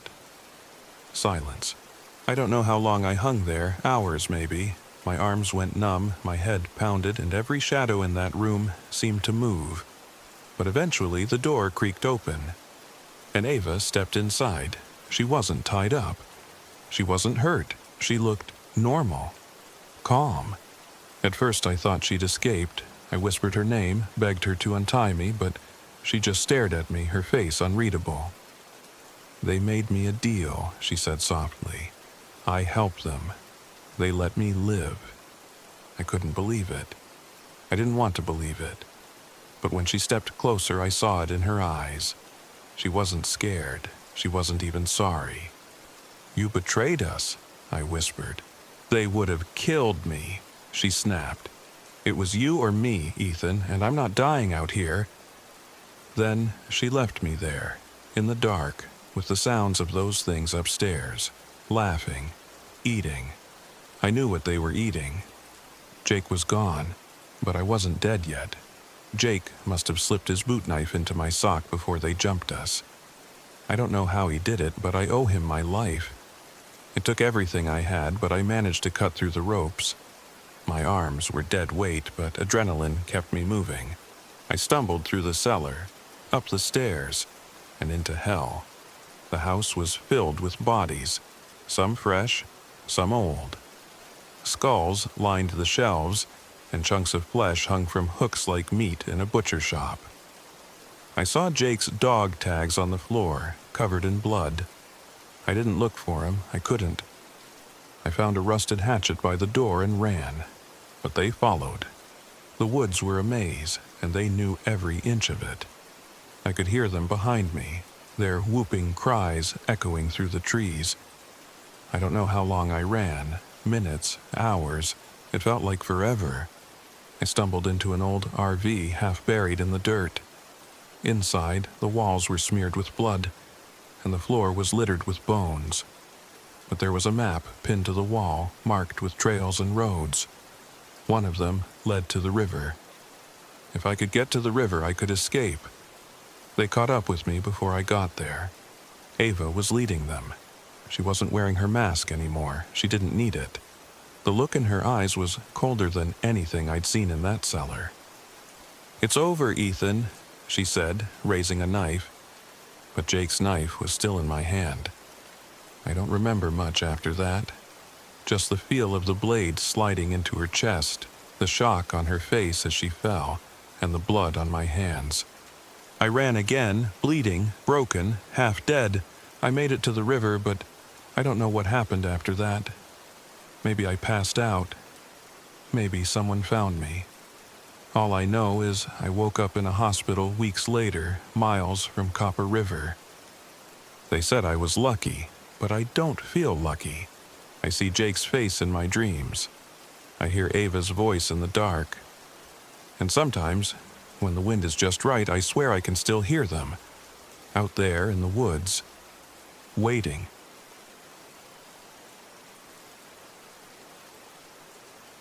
My name is Lena Hartley. I'm 29 years old, and this happened last summer at Eklutna Lake in Alaska. I thought it would be a peaceful escape, a chance to clear my head after losing my mom and ending a 5-year relationship. Instead, it nearly killed me. I'm not crazy. I know how it sounds when people talk about spirits and hauntings, but I'm telling you, it's real. Whatever's out there at Eklutna Lake, it wants you to come closer. It pulls at you like the fog pulls at the trees, until you don't know what's real and what's not. I had driven my little RV up from Anchorage, looking for solitude. Eklutna Lake was supposed to be beautiful, remote, quiet. Perfect for taking photos and journaling, something to focus on besides grief. The lake was like glass when I arrived, reflecting the mountains and the endless sky. It was peaceful in that heavy, oppressive way where the silence almost feels like it's pressing against your skin. I parked the RV near the edge of the woods, set up camp, and spent the evening snapping photos as the sun dipped behind the mountains. By the time the stars came out, the air had a bite to it, but I felt calm for the first time in months. But that night something felt off. I was lying in bed, staring at the ceiling when I heard it. At first, it sounded like wind rustling through the trees, but then it became whispers. Just faint enough that I couldn't make out the words. I told myself it was in my head, maybe just the sounds of the forest playing tricks on me. But when I woke up the next morning, there were wet footprints leading from the lake to my RV door. I hadn't seen another soul since I arrived. No hikers, no campers, nothing. But the footprints were there, bare, small, like a woman's, leading right up to my door and then stopping. I should have left then, but I didn't. Instead, I grabbed my camera and decided to explore. The air felt heavier that morning, like the lake itself was holding its breath. I wandered down the trail, snapping photos of the dense forest and the mist starting to roll over the water. That's when I met Martha. She was sitting on the porch of a small crooked cabin a little ways off the main trail. She was old, maybe late 70s, with long silver hair braided down her back and sharp, dark eyes that watched me like I was something she'd seen in a bad dream. "You shouldn't be here," she said, before I even introduced myself. I laughed it off. "Just passing through. The lake's beautiful." Her face tightened. "It's not the lake you should worry about. It's what comes with the fog." I paused, suddenly aware of how quiet everything was. "What do you mean?" She stood, her movements slow but deliberate. "There's a spirit in these woods. A woman left to die by the early settlers. She calls to people, lures them in. Once the fog comes, you can't leave." Martha's voice lowered, eyes narrowing. "You need to go before it's too late." I wanted to brush it off as a crazy local story, but there was something in her eyes, something that made the hairs on the back of my neck stand up. I thanked her and left, trying to shake off the unease. But by the time I got back to my RV, the fog had started rolling in, thick and heavy, swallowing the trees and blurring the shoreline. I told myself it was just weather, that Martha was just an old woman with too many stories. But that night I saw her. It started with the whispers again, louder this time, curling around the RV like smoke. I sat up, heart pounding, and looked out the window. She was standing by the water, a woman in a white dress, her long black hair blowing in the fog. She was facing the lake, her back to me, perfectly still. I couldn't see her face, but I felt drawn to her, like something inside me wanted to step outside to follow her. I don't know how long I watched her, but when she finally turned to face me, she smiled, and it was all wrong. Her mouth stretched too wide, her eyes were hollow, empty, like looking into a dark room with no light. I snapped awake in my bed, drenched in sweat. I didn't remember falling asleep. I don't even remember looking away from the window. The next morning, I decided to leave. Enough was enough. But when I turned the key in the ignition, the RV just clicked and groaned. Dead. I tried the radio, nothing but static. My phone, no signal. It was like the world outside the fog didn't exist anymore. Panic started to creep in, but I forced myself to stay calm. I could hike back to Martha's cabin. She'd know what to do. But when I got there, the cabin was empty. The door was wide open, swinging on its hinges. Inside, the place was a mess. Furniture overturned, dishes shattered, and dark smears of blood on the floor. Symbols were carved into the wood, strange, twisting shapes that made my skin crawl. I called out for Martha, but there was no answer. I ran back to the RV, but the fog was even thicker now, swallowing everything. I couldn't see more than a few feet in front of me. The whispers followed me, growing louder, closer. They weren't just outside anymore. They were in my head, inside me, pulling at my grief, my loneliness. That night, I saw her again. This time, she was closer, standing just outside the RV. Her face was clearer now, pale, decayed, with skin peeling from her cheeks and eyes like empty sockets. But when she smiled, it was my mother's voice that came from her lips. "Come home, Lena." I broke. I ran. I don't remember grabbing my flashlight, but I stumbled into the woods, my breath ragged, heart pounding in my chest. The fog wrapped around me like a living thing, the whispers turning into screams. I could see her everywhere, in the trees, in the shadows, always just ahead, always just out of reach. I don't know how long I ran before I found the grave. It was under a gnarled, twisted tree, the earth disturbed, bones half buried beneath the roots. The same symbols from Martha's cabin were carved into the tree trunk, dark and oozing. Somewhere, deep down, I knew what I had to do. I dug with my bare hands, dirt and blood mixing as I pulled the bones free. The fog thickened, the whispers turning into angry, guttural wails. She was there, watching me from the edge of the trees, her form flickering between the beautiful woman I first saw and the decaying corpse she truly was. I dragged the bones to the lake, my body screaming in pain, my mind fraying at the edges. The water was ice cold as I waded in, the weight of the bones pulling me down. But as I sank them beneath the surface, the screams stopped. The fog began to lift. I don't remember how I got back to the RV. I don't remember starting the engine or finding my way back to Anchorage. The next thing I knew, I was waking up in a hospital, my hands bandaged, my body covered in scratches and bruises. They told me I was lucky to be alive, but I don't feel lucky. Sometimes, when the room is quiet, I still hear the whispers, and when I look in the mirror, I see her hollow eyes staring back at me.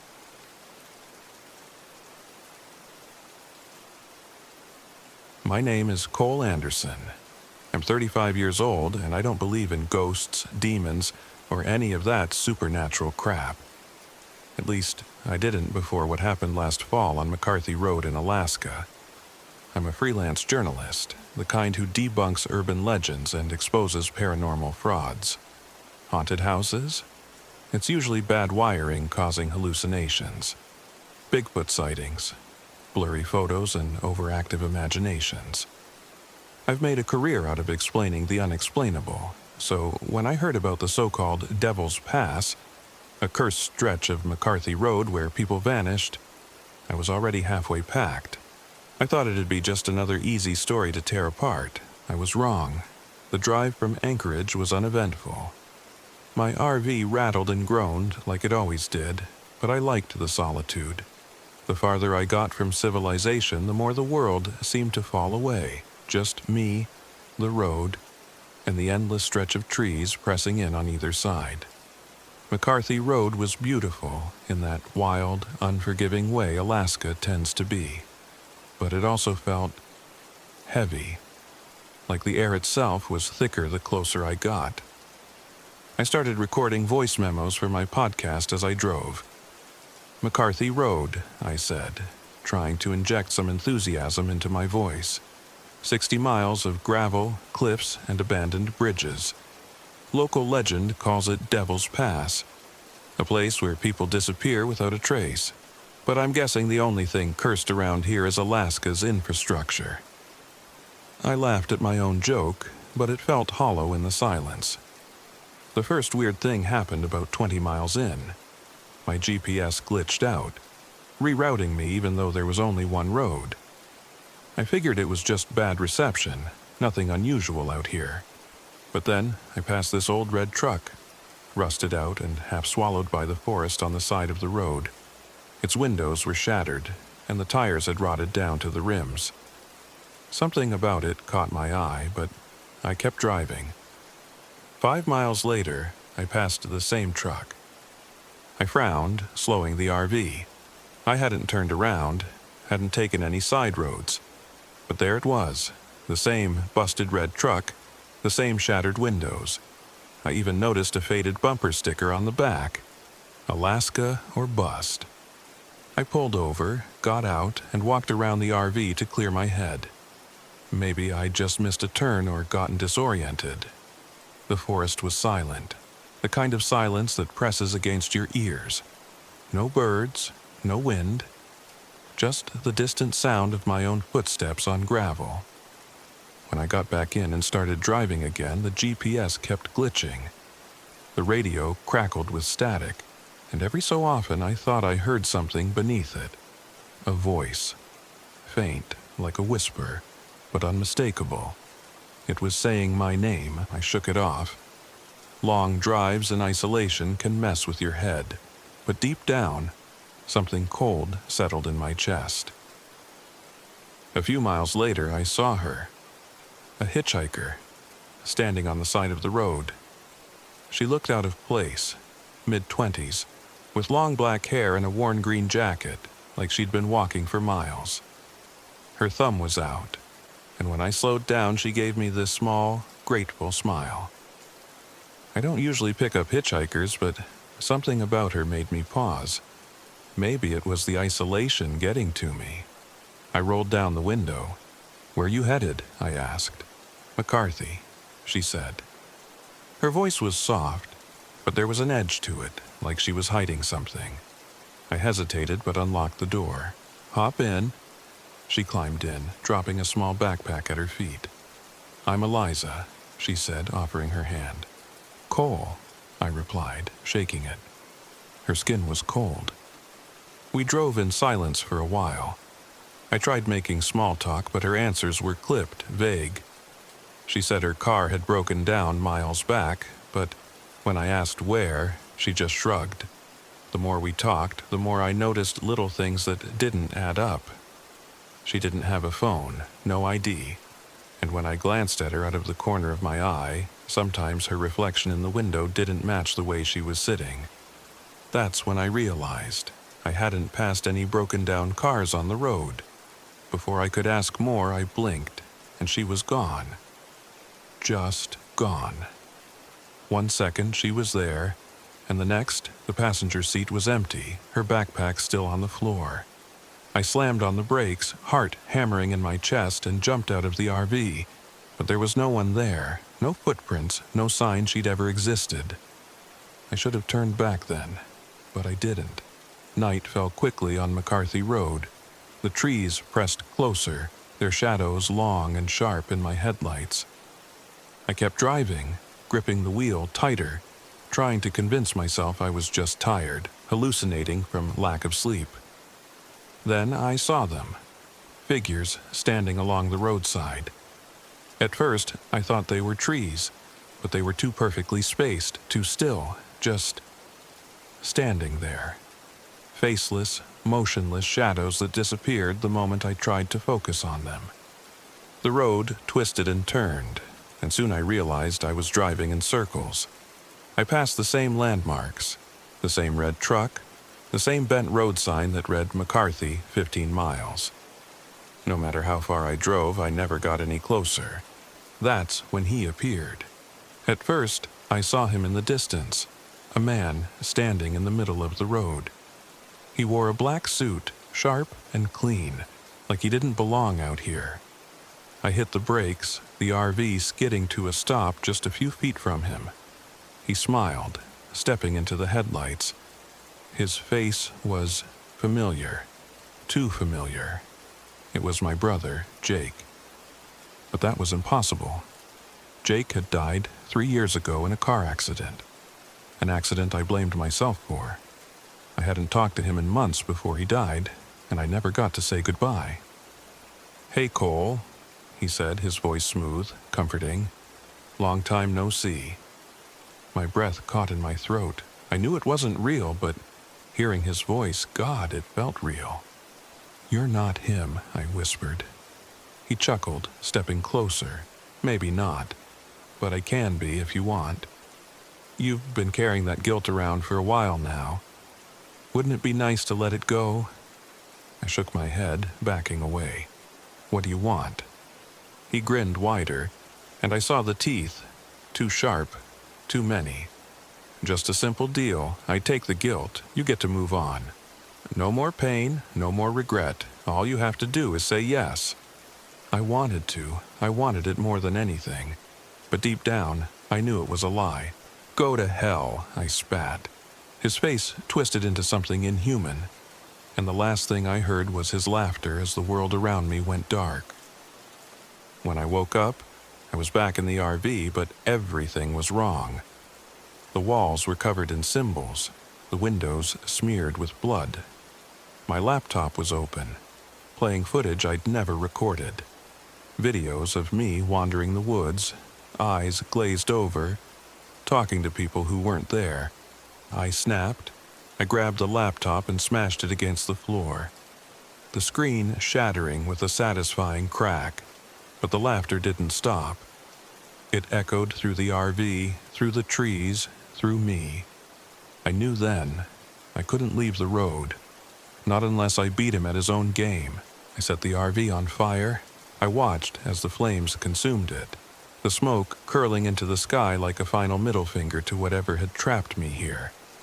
The heat burned my skin, but I didn't care. I walked away, deeper into the woods, leaving everything behind. Somehow, I found my way back to civilization. I don't remember how. One minute I was walking through the forest, and the next I was stumbling into a ranger station, half-starved and covered in burns. They said I was lucky to be alive. But I don't feel lucky. I'm back home now, recording the story for my podcast. But sometimes, when I listen to the playback, I hear something underneath my voice. A faint whisper, a familiar laugh. And when I look in the mirror, I swear I see his smile staring back at me.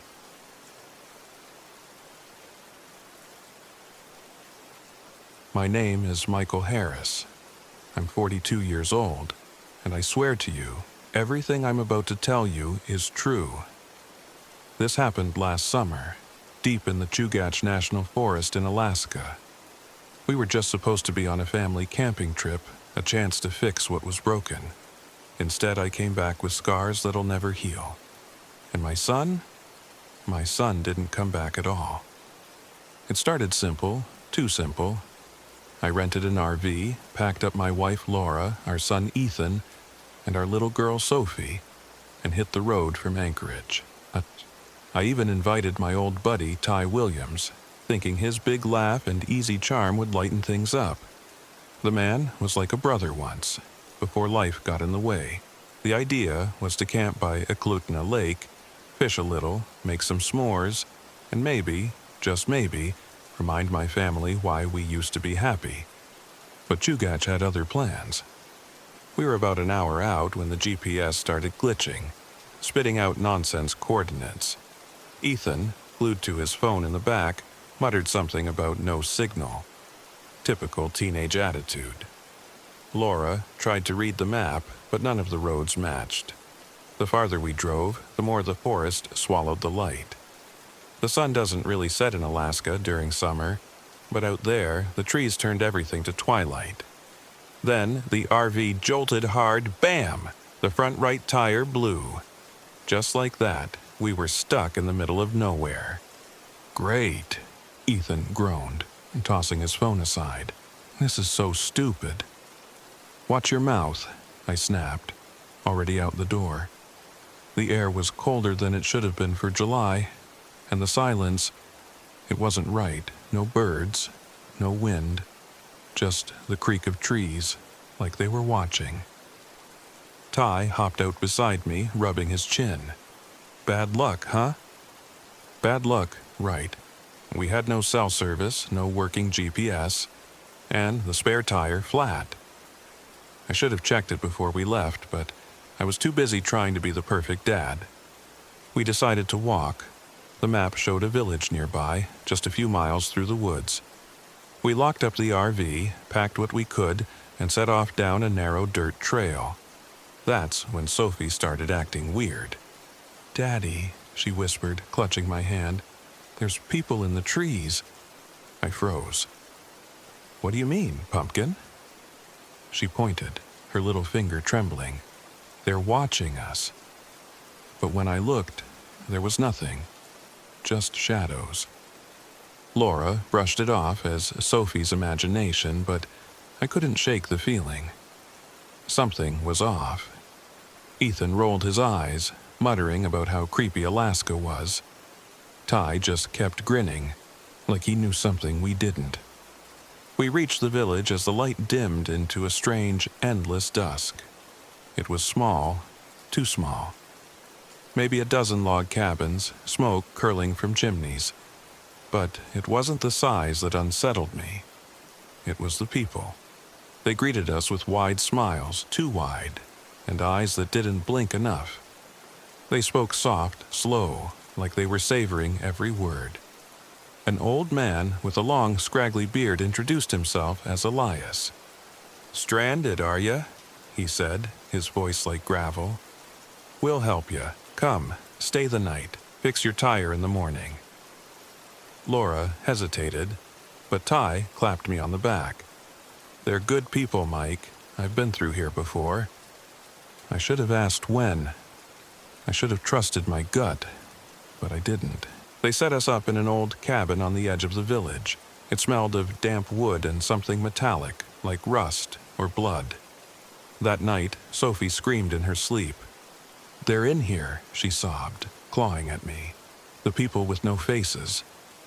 Laura calmed her down while I checked the room. Nothing. Just shadows. But the walls felt thinner somehow, like the forest was pressing in. Around midnight, I noticed Ty was gone. By morning, so was Ethan. I woke to Laura's screaming. His sleeping bag was empty. His boots were gone. We tore through the village, shouting his name. The villagers offered to help search, but their smiles never faded. That's when I saw it. Ethan's hat, half buried near the tree line, with blood staining the brim. That's when it hit me. Ty.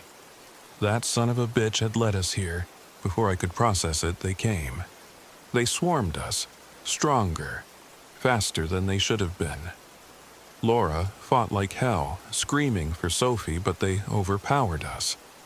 They tied my hands behind my back, gagged me, and dragged me through the woods. I caught glimpses of Laura and Sophie being pulled in the opposite direction, their cries echoing through the trees until they faded. They took me to an underground chamber, hidden beneath the roots of an ancient tree. It stank of rot and old blood. Flickering torchlight revealed the walls, covered in bones. Human bones. That's where I saw Ty again. But he wasn't the Ty I knew. His face was twisted with something dark, something evil. He leaned in close, his breath hot against my ear. "They'll make us strong, Mike," he whispered. "Stronger than you could imagine." Then he stepped aside, and I saw Ethan. My boy was tied to a slab of wood, his face pale, his eyes wide with terror. The cult leader, a woman with long, matted hair and eyes like black holes, raised a knife. She chanted in a language I didn't recognize, her voice rising with each word. I thrashed against my bindings, screaming behind the gag, but it was useless. Then, out of nowhere, chaos, gunshots, screams. Laura, she burst into the chamber, wild-eyed, holding one of their rifles. Blood streaked her face, her clothes torn. She shot the cult leader point blank, then turned the gun on Ty. For a second, he tried to plead, but Laura didn't hesitate. She pulled the trigger and Ty crumpled. She cut me loose and we ran to Ethan. But he was gone.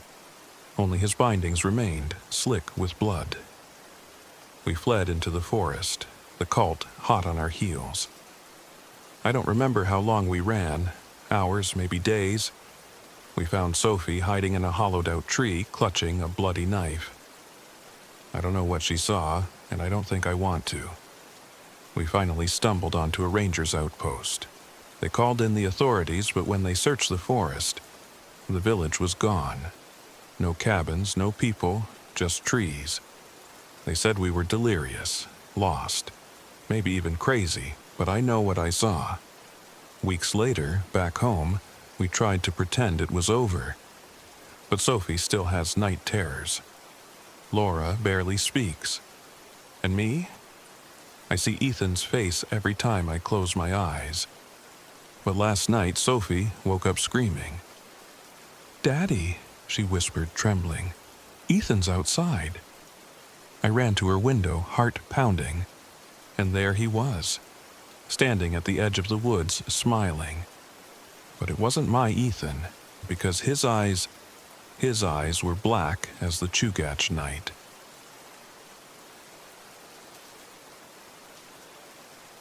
My name is Jake Lawson. I'm 35 years old, and I've been living out of an RV for the past year, trying to outrun the kind of grief that sticks to your bones. This happened last fall in Rangel St. Elias National Park, Alaska, the biggest stretch of untouched wilderness I could find. I thought I could lose myself there, maybe find some peace. Instead, I found something else. Or maybe it found me. I was heading to McCarthy, a remote town with barely any people, nestled at the edge of the park. My fiancée, Sarah, always dreamed of seeing the northern lights. She never got the chance. The drunk driver who ran the light made sure of that.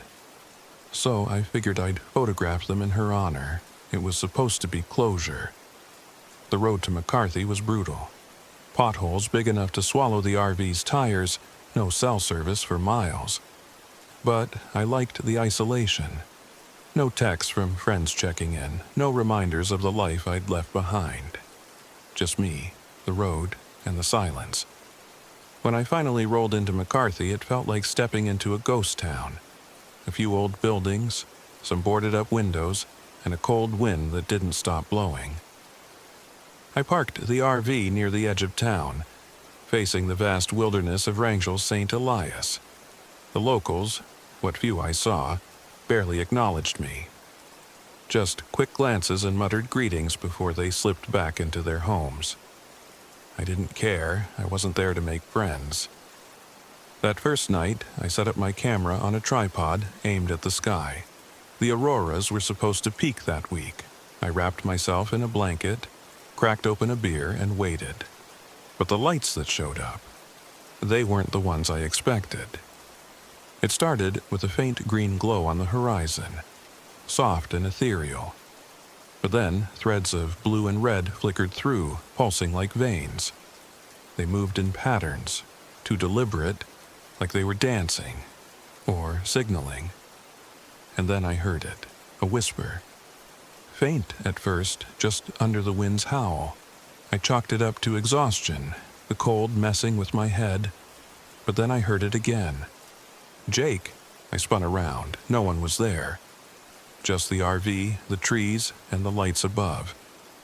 The whisper came again, closer this time. Jake. I shook it off, packed up my gear, and retreated into the RV. Locked the doors. Told myself it was just the wind, or maybe I was overtired. I'd driven all day. My mind was playing tricks. But the whispers didn't stop. The next morning, I decided to explore the old Kennecott mines nearby. The abandoned buildings loomed like skeletons against the mountain backdrop. Perfect for some moody photos. As I wandered through the crumbling structures, I felt it again.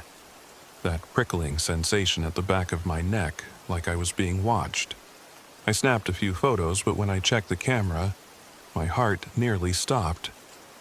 There were shots I didn't remember taking. Blurry images of a woman in the snow, standing just out of focus. She wore a long, familiar coat, the same one Sarah had been wearing the night she died. I told myself it was a glitch. Maybe I'd accidentally hit the shutter. Maybe it was just a trick of the light. But deep down, something twisted in my gut. When I got back to the RV, things were worse. The battery was dead. No lights, no heat. The temperature was dropping fast, and I was miles from the nearest help. I tried to start the engine. Nothing. Just a hollow click, and then the radio crackled to life. At first, it was static, but then, beneath the noise, I heard it again. Jake? This time, it wasn't faint. It was clear, and it wasn't just any voice, it was Sarah's. I ripped the radio from the dash and threw it across the RV. It shattered against the floor, but the whisper didn't stop. I spent the rest of the day trying to fix the RV, but I'm no mechanic. By nightfall, I knew I was screwed. The cold seeped in through the walls, and the sky outside pulsed with those unnatural lights. Brighter, closer. I tried to sleep, but around midnight, something knocked on the RV door. 3 slow, deliberate knocks. I froze, heart pounding in my chest. No one should have been out there. I was miles from civilization, and the only people in McCarthy had made it clear they didn't want visitors. Another knock. I grabbed the crowbar I kept under the bed and crept to the door. My breath fogged the cold glass as I peered outside. Nothing. Just the trees swaying in the wind, and those lights, closer now, reflecting off the snow like glowing eyes. Then, from behind me, I heard the whisper again. "Jake, it's me." I spun around, crowbar raised. But the RV was empty. I should have left right then, packed my gear, and hiked back to town. But something kept me there, some pull I couldn't explain. Maybe it was the hope that Sarah was out there somehow. Or maybe it was the lights playing with my mind. The next day, I did hike to McCarthy, but when I got there, the town was wrong. It was empty, windows shattered, doors left swinging open. It looked like everyone had just up and left. I found an old woman sitting on the porch of a collapsing house. Her eyes were clouded, like she'd seen something she couldn't forget. "You need to leave," she whispered when I asked about the lights. "They remember you." I didn't know what she meant. I tried to get more out of her, but she just kept muttering the same thing. "They remember you." I sprinted back to the RV. I was done. Whatever was happening, I wasn't sticking around to find out. But when I tried to start the engine again, the entire system was frozen solid. The weird part? It wasn't even that cold outside. Not cold enough for the RV to be iced over like that. That night, the lights came back. Brighter, closer. And they brought the whispers with them. "Jake, come outside." I held out as long as I could, but around midnight I heard her laugh. Sarah's laugh. Soft, sweet, just like I remembered. I opened the door. The lights weren't in the sky anymore. They were on the ground, weaving between the trees like living things. I stepped out into the snow, the cold biting at my skin, but I didn't care. I followed the lights deeper into the forest. I don't remember how far I walked. The trees blurred. The world narrowed to just the lights and Sarah's voice guiding me. "Jake, I'm waiting." Eventually, I found myself standing at the entrance of an old mine shaft, the same one I'd explored earlier. But this time, it wasn't empty. She was there, or at least something that looked like her. Standing in the dark, her face half hidden by shadows, wearing that same coat. Her smile was wrong, too wide, her eyes glowing faintly with that same unnatural light. "Come with me," she whispered, reaching out. For a second, I almost did. But then I saw her reflection in a shard of broken glass on the ground. And what I saw wasn't Sarah. It was something else, something hungry. I ran. I don't know how I made it back to the RV. My memory of that night is a blur of cold, fear, and whispers chasing me through the trees. When I finally slammed the door shut, the lights circled the RV, pressing against the windows, knocking, laughing. I passed out before dawn, the cold seeping into my bones. When I woke up, it was daylight. The lights were gone. The RV started like nothing had happened. I drove until I hit the nearest town, never looking back. They found my RV a week later, abandoned near the edge of the park. The engine was fine, but the inside was covered in frost, like it had been left out in a blizzard. My camera was still there, sitting on the passenger seat. When I checked the photos, my blood ran cold. Hundreds of shots of the northern lights, far more than I remembered taking. But in the last frame, there was a photo of me standing in the snow, smiling. But it wasn't my smile, and my eyes, they were glowing.